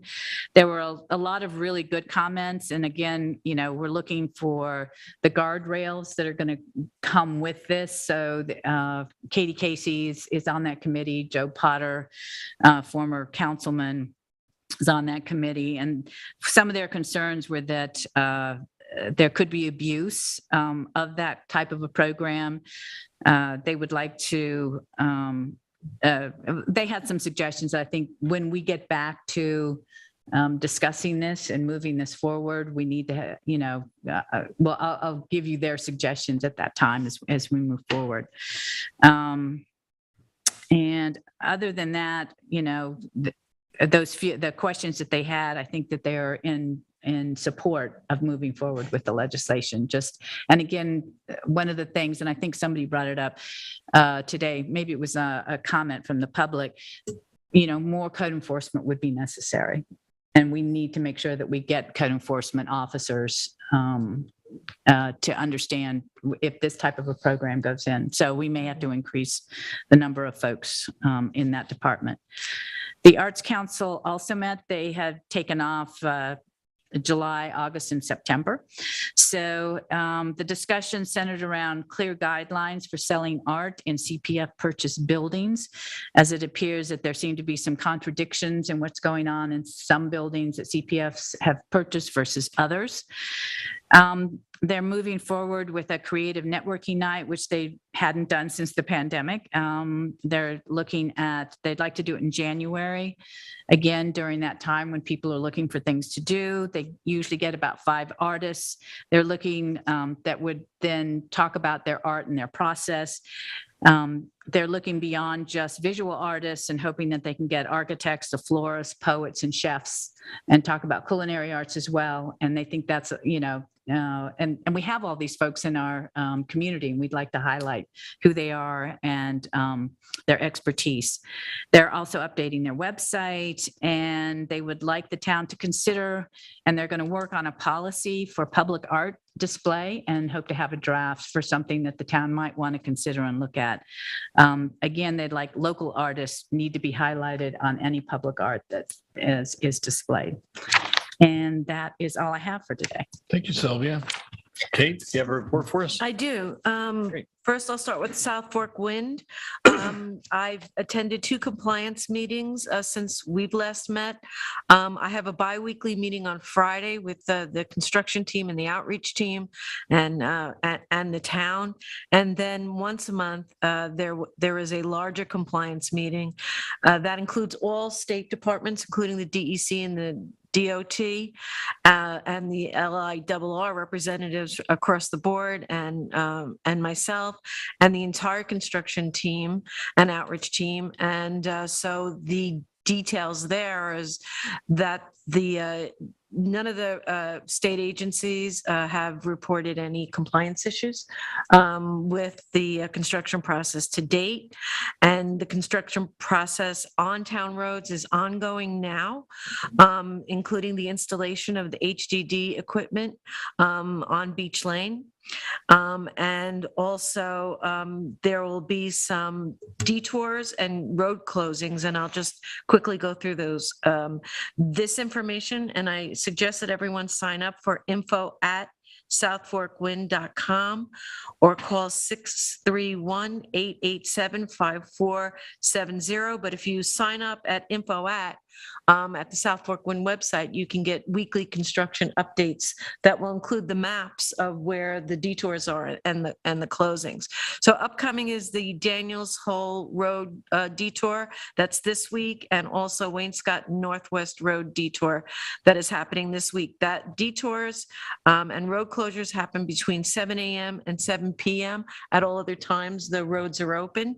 And that's for the installation of the manhole vaults that will be able to service the cable. So that's happening quickly. And They're not happening on the same day, are they? No. No. And on Wainscott Northwest Road, near Industrial Road, there'll be a detour there on the week of 10/24/22, and also on Wainscott Northwest Road, there'll be a truck detour for the week of 10/24/22. And again, going to the South Fork Wind website, you'll get a weekly update, including the maps of where the detours are. The next Energy Sustainability Committee had their meeting and yesterday, and they discussed a number of sustainability and resiliency topics. They asked for an update on street lighting, and I told them we had discussed it. And Kim also was on the call, Kim Shaw, our Director of Natural Resources, and gave them an update as to where that process is. We also got some information about the Amagansett Lighting District as well at that meeting. It was attended by Rona Klopman, the chair, and Jane Mirren, who's on both committees. We talked about resilience. Not of that. We talked about resiliency hubs. They discussed looking at towns that have a expansion of the times of the leaf blower ban. They're doing some research on that. They're getting ready for an electrification webinar for the public on December 7th, and they discussed perhaps discussing with planning, the planning department, an expedited process for the installation of charging stations, somewhat along the lines that we do now for solar installations on residential properties. So this group, and what this is this in the state legislation that was passed for the climate on climate action. The plan established a process for creating a scoping document of how the state will move forward on implementing all of the activities that were included in that climate action plan years ago. So I just wanted to, I had circulated a resolution in support of the draft scoping document. I also had circulated the entire presentation, which is quite in-depth, but I'll just say that the committees that make up the scoping, the Climate Action Council are 10 folks that are appointed, 4 by the Assembly, 4 by the Senate, and 2 by the governor, who are leaders in industries across all sectors. So that would be from climate action through industrial backgrounds. There's also 7 advisory panels with involvement and expertise in transportation, energy, efficiency, housing, power generation, et cetera. There's also the Climate Justice Working Group that is an advisory panel to the CAC, and also a Just Transition Working Group, which is important to everybody on mitigating impacts on any workers and communities in the transition to renewable energy. The key scoping plan strategies talk about improvements in buildings, transportation, electricity, waste, agriculture, forestry. It addresses across all sectors priorities for low and moderate income households and disadvantaged communities, and incentive for those communities to change. And why it's important for local governments to support the efforts is that, and I'll just mention a couple of these, it promises to expand benefits to communities hosting large-scale renewable energy projects. It explores options for reducing interconnection costs for municipality-owned renewable projects. It increases funding it recommends increasing funding for local governments for forest management and protection, and increase local capacity support and land use planning resources to protect natural, agricultural, and forested lands. So I think that's a win-win to support the scoping plan. And if you need any more information, just let me know. And that's my report. Great. Thank you, Kate. Last night was the Amagansett Citizens Advisory Committee meeting.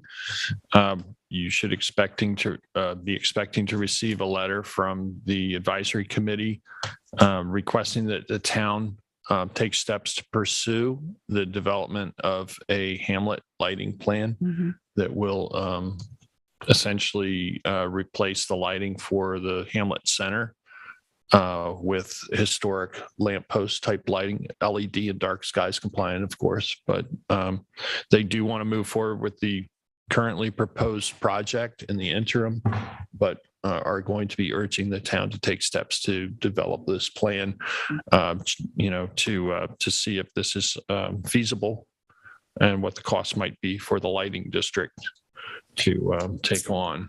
Can I ask a question? Sure. Where are we with that as far as the project with NYPA for the? So the last time we discussed it, the board members had given their verbal approval for moving forward with the plan as proposed. So Kim says in terms of they're putting the contract together and just working out some. So we don't need a resolution? Well, at some point, I think we do. I think we do. So don't you usually do the resolution before the contracts? Well, before they're signed. They get signed. Yeah. I think the contracts were already drafted, but in draft form, but they're being finalized. And we do need a resolution, John. Yeah. So if you can prepare that would be great. Can I just stay on? So the Montauk Chamber of Commerce recently applied, and those fundings just came out for Suffolk County's downtown revitalization, which is for not-for-profits to apply. And the top funds that were received this year were given by the county were for street lighting for a village up west.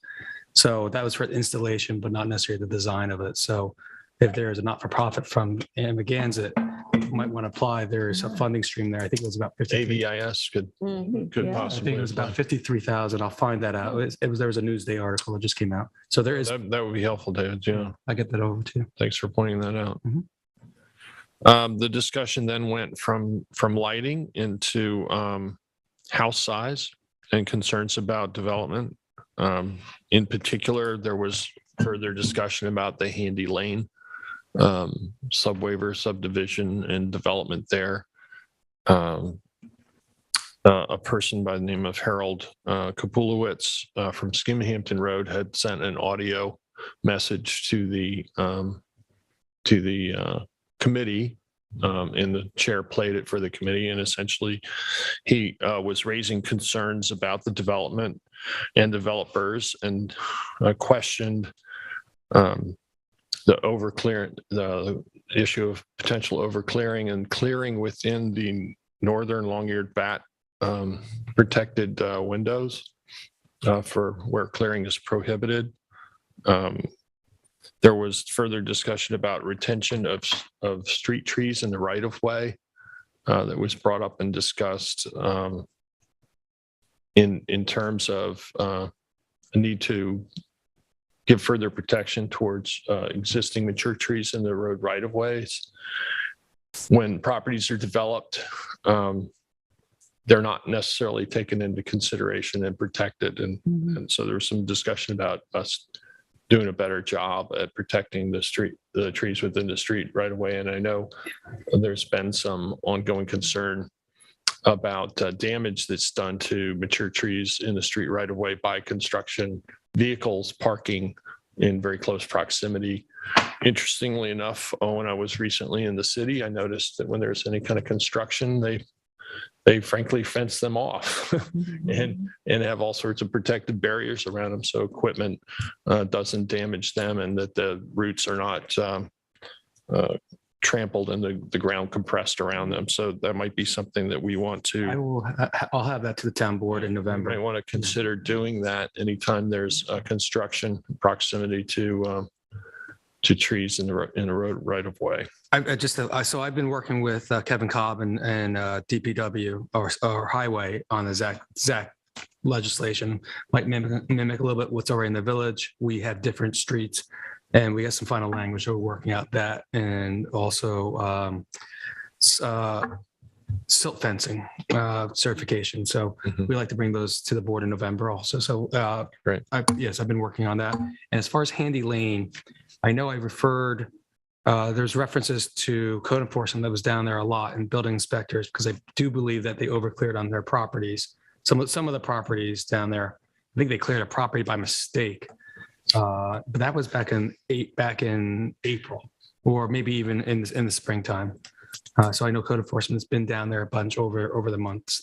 So I think, that was singled out partially because and put into the context of increased density. And, as we talk about increasing density for affordable housing development, it was pointed out that we're already experiencing increased density under the existing code in terms of buildings and structures.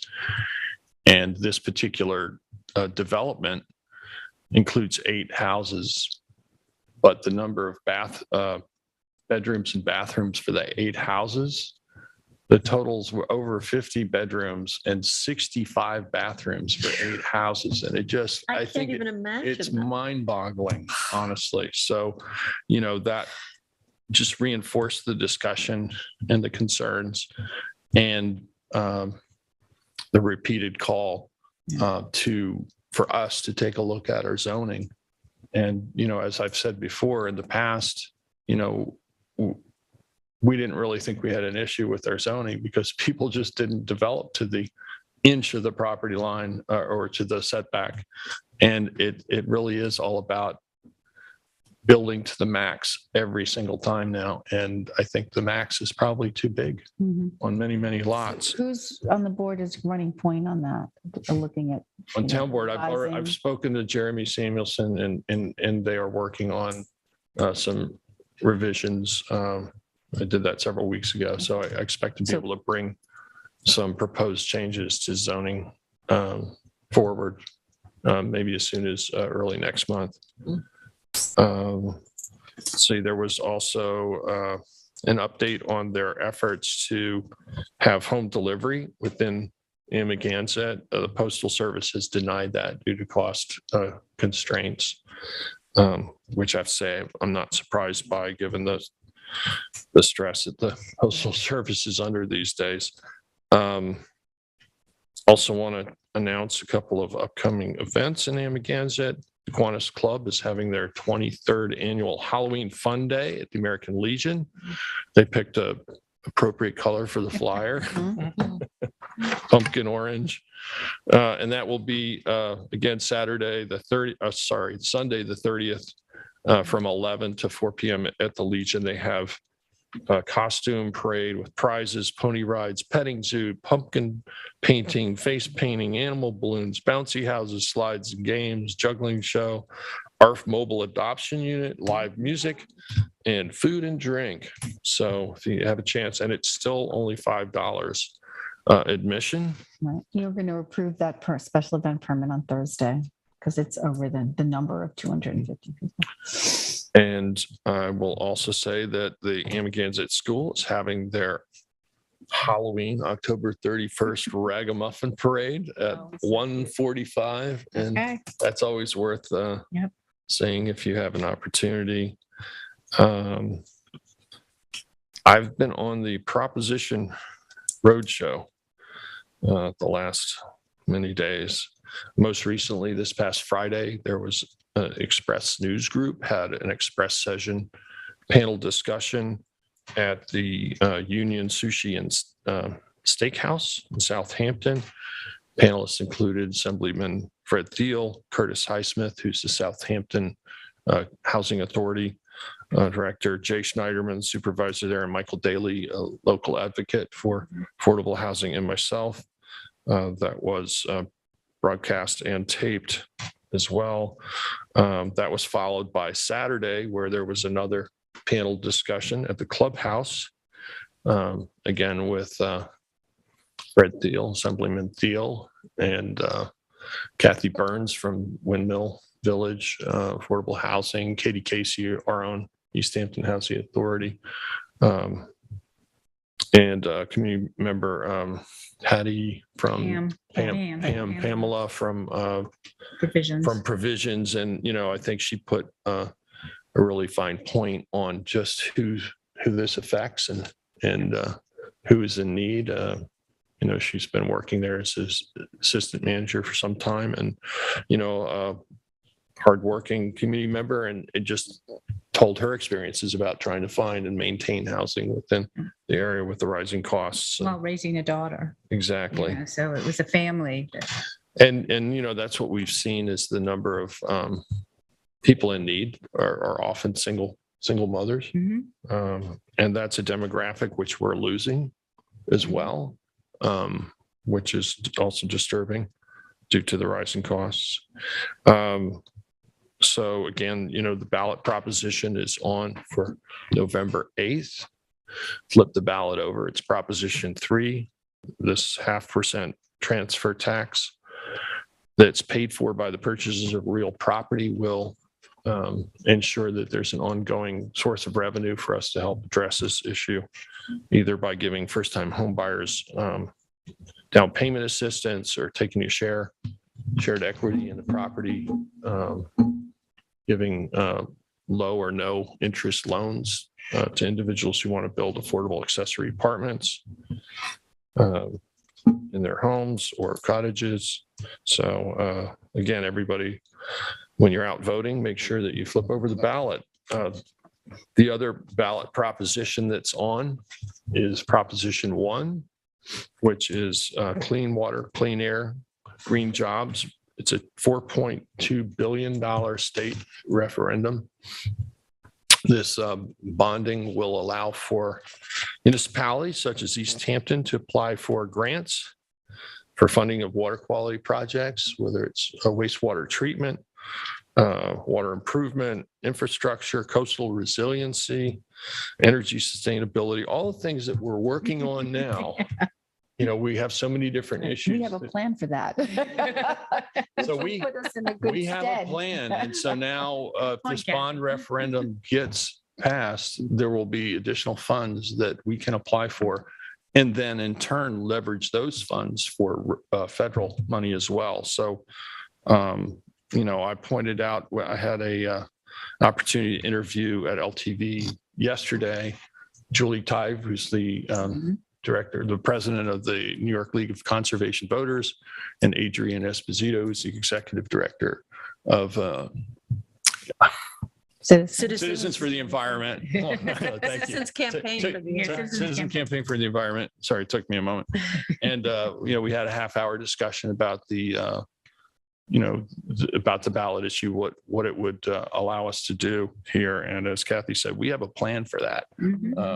For so many different things, whether it's increasing infrastructure for electric vehicles to energy sustainability, solar, you know, so many different things, sea level rise, living shorelines, you name it. So Critical issues for our town. absolutely. Wastewater management, that's really important. You know, in Montauk, we really need to have a wastewater treatment plant built for the downtown and some other areas like the docks.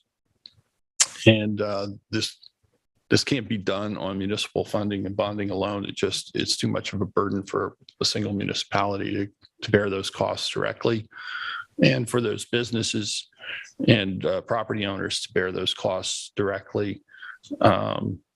And as was the case back in the 70s when the town needed a scavenger waste treatment plant, you know, that was funded with about 80 or slightly more than 80% federal funding. There was a lot of money available for that sort of thing then.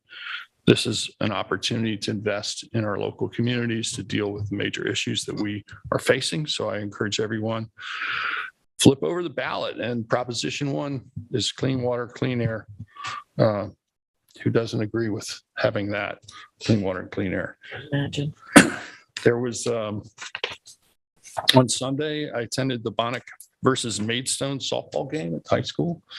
That was sponsored by Prudence Carabine and the East Hampton Farm Museum. It was a beautiful day for a softball game, sunny, warm, and no wind. And I'll just say that Bonnickers showed their prowess with the bat, and it was 14-3. Even though Maidstone had a couple into the tennis courts home runs. Wow. Which was impressive, but wasn't enough. Our very own Hugh King was the commentator, it's always a pleasure to hear Hugh talk, no matter what the topic is. There was music performed by Joe Potter and Anthony Liberatore and that gang, the usual suspects. On October 27th, which I think is a Wednesday. Is it a Wednesday? Thursday. Yeah. We'll have a pollinator garden groundbreaking or ground covering. I'm not sure exactly how that's going to work, but groundbreaking for the pollinator garden from 1 to 2 right here at Town Hall. Anyone who's been at the Town Hall campus lately will have noticed that there are fluorescent strings and flags set up here and there.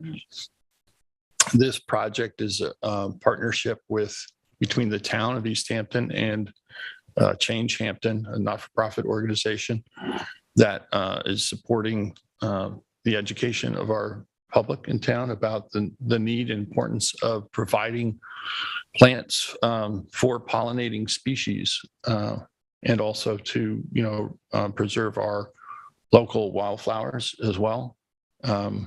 This is part of an ongoing effort that we've really been encouraging for some time. We're the beneficiaries of the Garden Club of East Hampton's pollinator garden, which is right outside of my office, which has been producing beautiful blooms and forage for pollinators since, I think, 2015, maybe 2014, 2015, around that era. It was Larry Cantwell was supervisor at the time. And this past spring, we planted a wildflower meadow over by the Neriev and Fontana sculpture of Bill King. If you go and take a close look, you'll see there are a bunch of little flowers that have come up. The crabgrass kind of overtook them midsummer, but we expect that will continue to grow and Yeah, I produce. spoke to Alex Balsam actually over the weekend, and I think they'd like to replant it again come spring. We're going to plan on replanting, and we'll plant earlier this year. It was, And hopefully it won't be a drought. Yeah, I was gonna say, it was so hard. And then we did shut off the water to it once the Yeah. water emergency went into effect. Yeah. So that also kept it. But if you go look, you'll see there are a bunch of little flowers and wildflowers in there. Let's see, what else do I have here? This month is Breast Cancer Awareness Month, and this Friday is the National Mammography Day. I'm wearing pink today in honor of that. But just encourage people. I mean, I think most of us know someone, a friend or loved one who's been affected by breast cancer, and this is just a reminder to go out and be proactive and take measures to ensure that you're getting screened. So just wanted to pass that on. And that's all I have today. And I think we do have a couple resolutions. I'd like to offer Resolution 2022-1258. This is a separate proposal from Island Pump and Tank Corporation. This is for the Springs Library fuel tank removal. Whereas we received a proposal on August 24th, 2022. The amount is $8,676.50. But if contamination is found in the soil, remediation for additional work would cost not to exceed $3,085. Second. All in favor? Aye. Aye, passed and carried. And I have resolution 2022-1259, and this is to amend a previous resolution to resolve that 2022-1225 authorized a refund payment to New York State Unified Court System for unused grant monies. And that resolution is hereby amended to read that such fund in the amount of $341.73 will be paid from an appropriate account. Second. All in favor? Aye. Aye. Aye, passed and carried. 1260 is provisional appointment to account clerk in the Purchasing and Bureau of Administrative Adjudication, Rhonda Daniels, and that is an hourly rate of $22.30, $393.36 annually, grade 19 starting step for total hours of 40 hours a week split between the two mentioned budget lines. Second. All in favor? Aye. Aye. Pass carry. Resolution 1261 is approve ordinance officer for noise certification. And this is going to be conducted through Rutgers University Noise Training Center. And that will be in New Jersey. And the amount is $645. Second. That's December 12th, 13th, 15th, 16th, 19th. And field exercise on 20th. All in favor? Aye. Aye, passed and carried. Resolution 12, Kate's. I'm sorry, yeah, it is Kate's. 1262 is to amend another resolution, 2022-1224, for a budget modification for Justice Court, and resolve that the town board directs the budget office to make the following modifications: decrease revenue line of state aid, JCAP Justice Court in the amount of $341.73, and decrease expenditure line, travel, conferences, and dues in the same amount. Second. All in favor? Aye. Aye, passed and carried. Any other matters or resolutions to bring to the board? No. No. Entertain a motion to go into exec. I make a motion to go into exec for personnel, CPF, discussion of leases, and advice of counsel. Second.